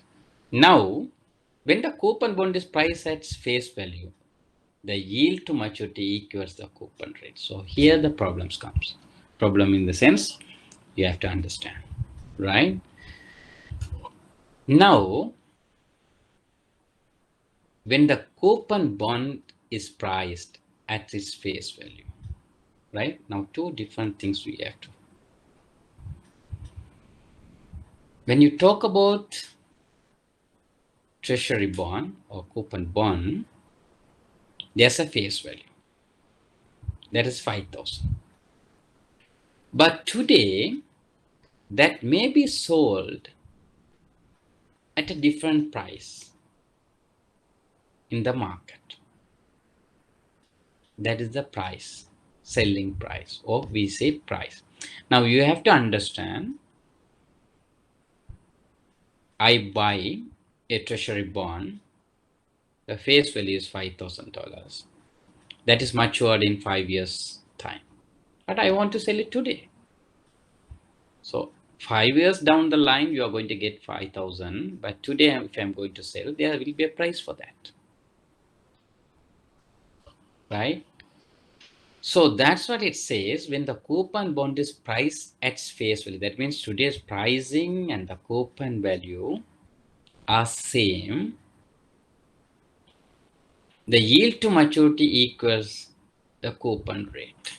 The yield to maturity equals the coupon rate, right? Let's assume, like for simplification, at the end of the maturity, that date, the last date, if I'm going to buy that, the price and the face value is equal. Let's assume, right? 5,000 face value, so 5,000 I'm buying. In that context, yield to maturity equals the coupon rate. That means coupon rate, if it is 8%, yield to maturity also 8%. The here, what you have to remember is, I'm not going to detail for calculation, right? So if the price and the face value are same, the coupon rate and the yield to maturity would be same, right? So I can explain through this simple algebra given in this slide, right? Okay, I have given you, right? I want to explain this one. The first one is anyway like present value calculation as we discussed, right? So then the other one we discounted, and I show you like present value is equal to the P is equal to F, the price is equal to the face value, right? So that means I is equal to C, the last one. That means yield is equal to the coupon rate, right? So what you can think is the price and the face value are same, then coupon rate and the yield to maturity the same, right? Clear? Okay. The price of a coupon bond and the yield to maturity are negatively related, right? Now you should be able to now understand what is the yield to maturity, what is the price of a coupon bond, right? just give you some understanding, right? Now let's assume, as we discussed earlier, when we calculate this present value, right? So you get a future value, so 1 year bond. If you want to see the present value, you discount it. When you discount, when the interest rate going up and up and up, then the price of the bond will come down, right? Because we are going to discount by more, the higher rate. So then price of the bond will come down, right? So that's what here I have mentioned. A price of a coupon bond and the yield to maturity are negatively related. When the coupon bond price goes up, your yield to maturity will come down. When the price of a coupon bond comes down, your yield to maturity will go up, right? So the yield to maturity is greater than the coupon rate when the bond price is below its face value, right? This is the point. Now, if you buy a bond below its face value, your yield to maturity is greater than the coupon rate. I simply explained this one. Then you will get the difference and everything, right? Okay, can you hear me?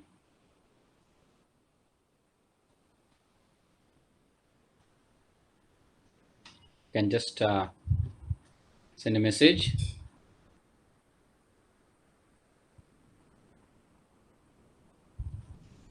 Yes, sir.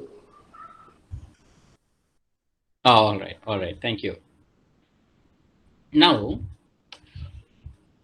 let's think about like this. You have a bond, 1 year bond, right? That's a 5,000. You are investing today 5,000. The coupon rate is 10%. That means after 1 year, you will get 5,000 plus 10%. Coupon rate is 10%. So 5,500 you will get. So you know what is the face value? 5,000. What is the coupon rate? 10%. Right? Okay. Now it's clear. You have no issue. Right? So after 1 year, you get 10%. Right? That's a coupon rate. Now, somebody is going to sell you that same bond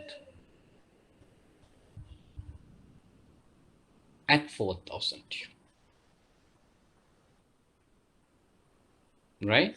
Somebody is going to sell that bond at 4,000. Right? Today you get 4,000.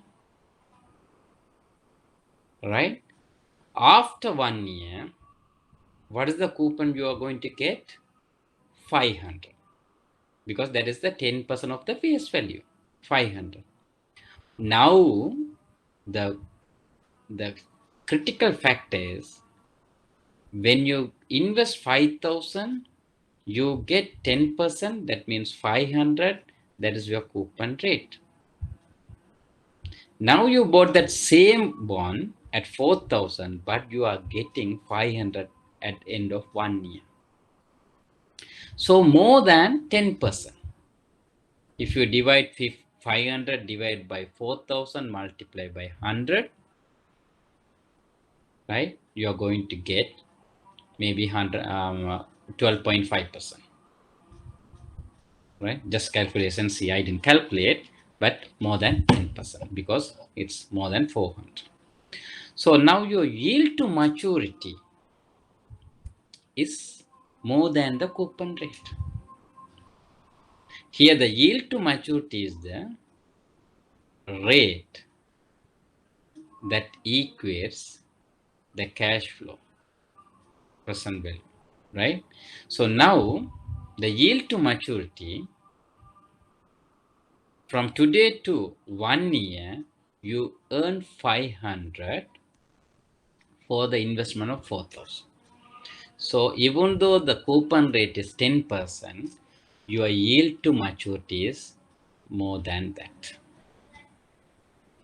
This is the difference. Got it? Now here 4 things you studied. One is face value. Second one is price, different price. Face value 5,000, but you bought at 4,000. That's the price. And 2 rates. Coupon rate 10%, but you calculated yield to maturity, right? More than 10%. Now let's compare 2 people. One person bought that at face value 5,000, and he invested 5,000 and got 500. But you invested only 4,000, got 500.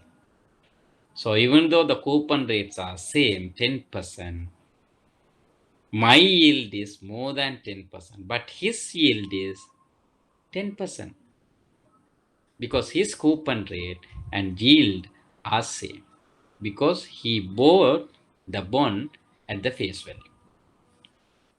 He bought the bond at the face value, but I bought the bond at discounted price. So my yield, my income, right, is more than his income. That is yield to maturity. In this example, table 1, you can see yield to maturity on a 10% coupon rate bond maturing in 10 years, face value is 1,000. Right? If like you can see, like we will start from the bottom, right? Now price of bond is 800. Now even though the face value is 1,000, but you can buy it 800. So then your yield to maturity is higher, 13.81, even though the coupon rate is 10%. If you buy that bond at 900, still you are above the coupon rate. But if you buy at a face value $1,000, then your coupon rate and yield to maturity are same, 10%. But let's assume other way around. Even though the face value is 1,000, you bought at 1,100. So now how this price changes and all we will see later, right? This is an example. Now if you buy 1,100 for a bond which consists of face value 1,000, now your yield to maturity is below your coupon rate because you paid more. You paid more. That is your investment. So always yield to maturity, how you have to remember how is that? What is the return on your investment? What is the return on your investment? That is the yield to maturity, right? So if you invest 1,100, then your yield to maturity is 8.48. If you invest only 800, your yield to maturity is 13.81. Okay. Now, the final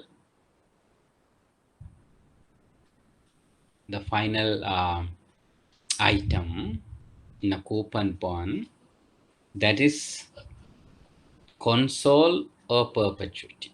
Normally we use perpetuity, but in the past the textbooks used console as well. Console means I have given in the slides, you can read and see. That's also debt instrument. So perpetuity means there's no maturity. If you take shares, no maturity. You are going to buy shares in the stock market. Is there any maturity? No. Indefinite period.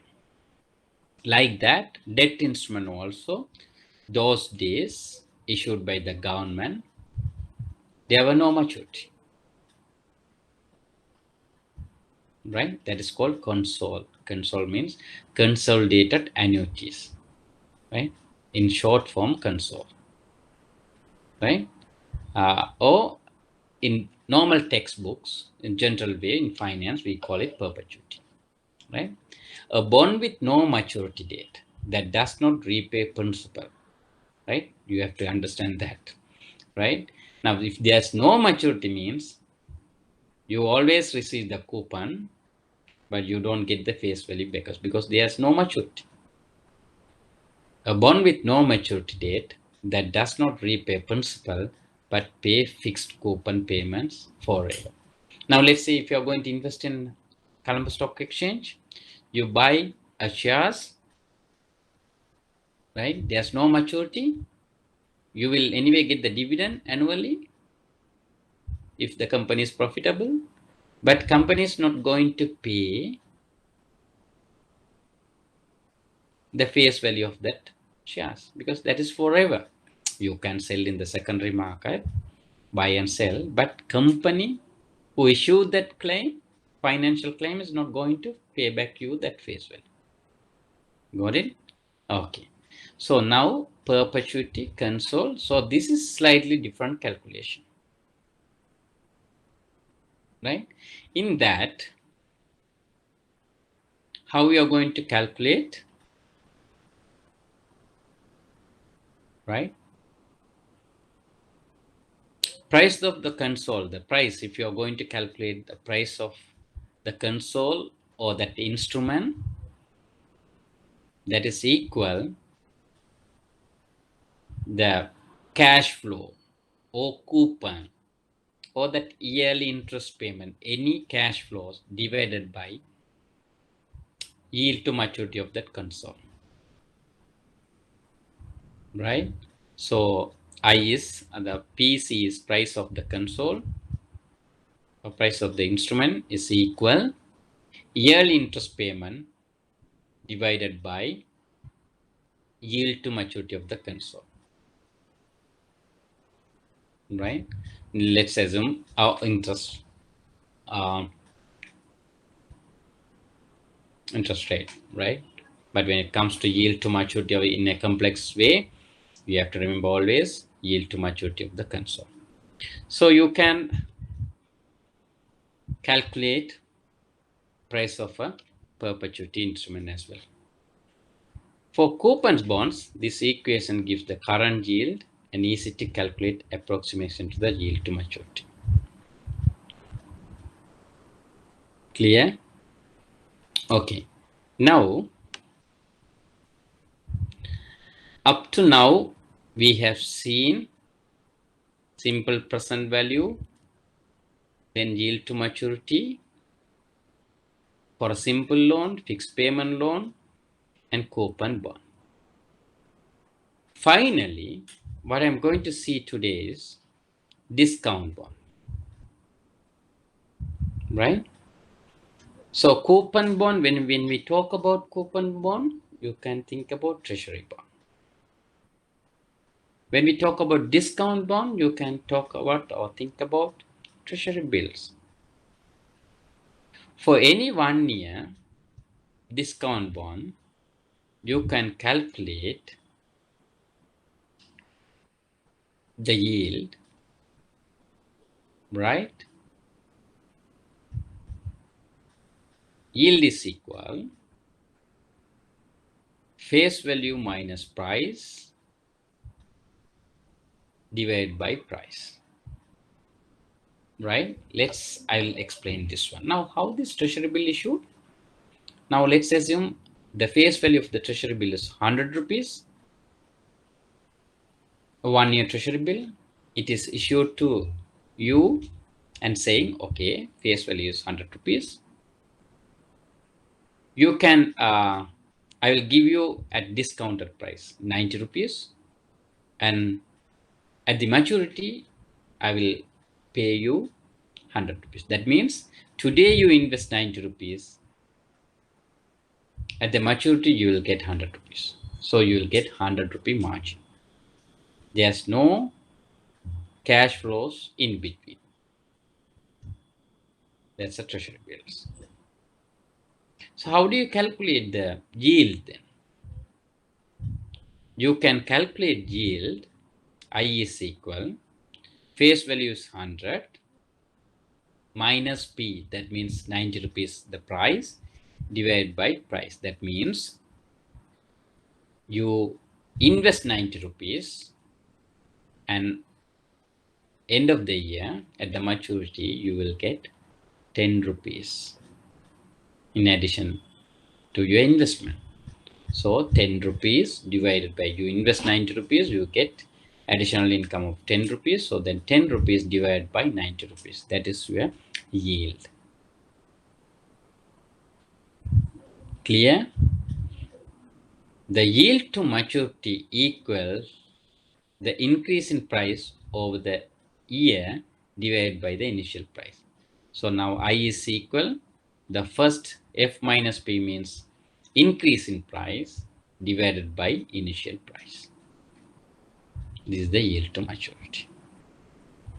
As with the coupon bond, the yield to maturity is negatively related to the current bond price. Yes, that's obvious as always, right?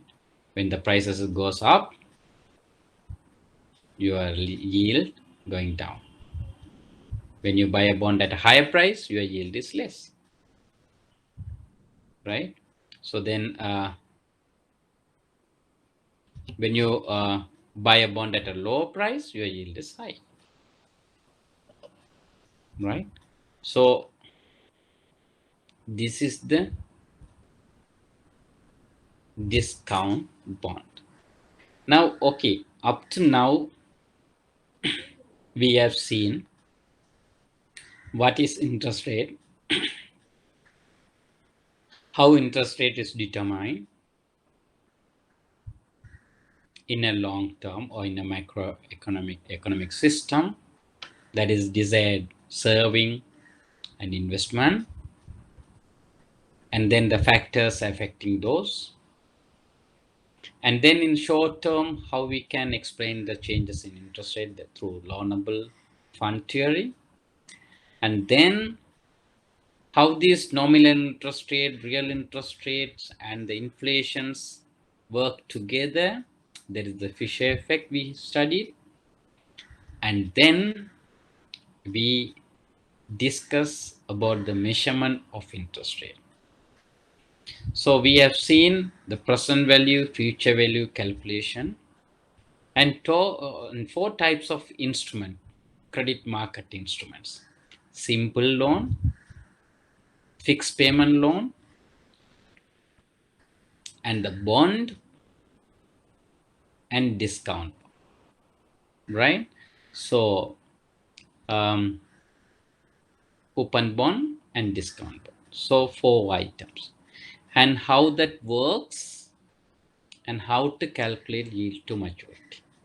So differences between face value, bond price, coupon rate, yield to maturity, right? Up to now we have studied this one. So now we are looking at, based on our syllabus, we are looking at interest rate analysis, right?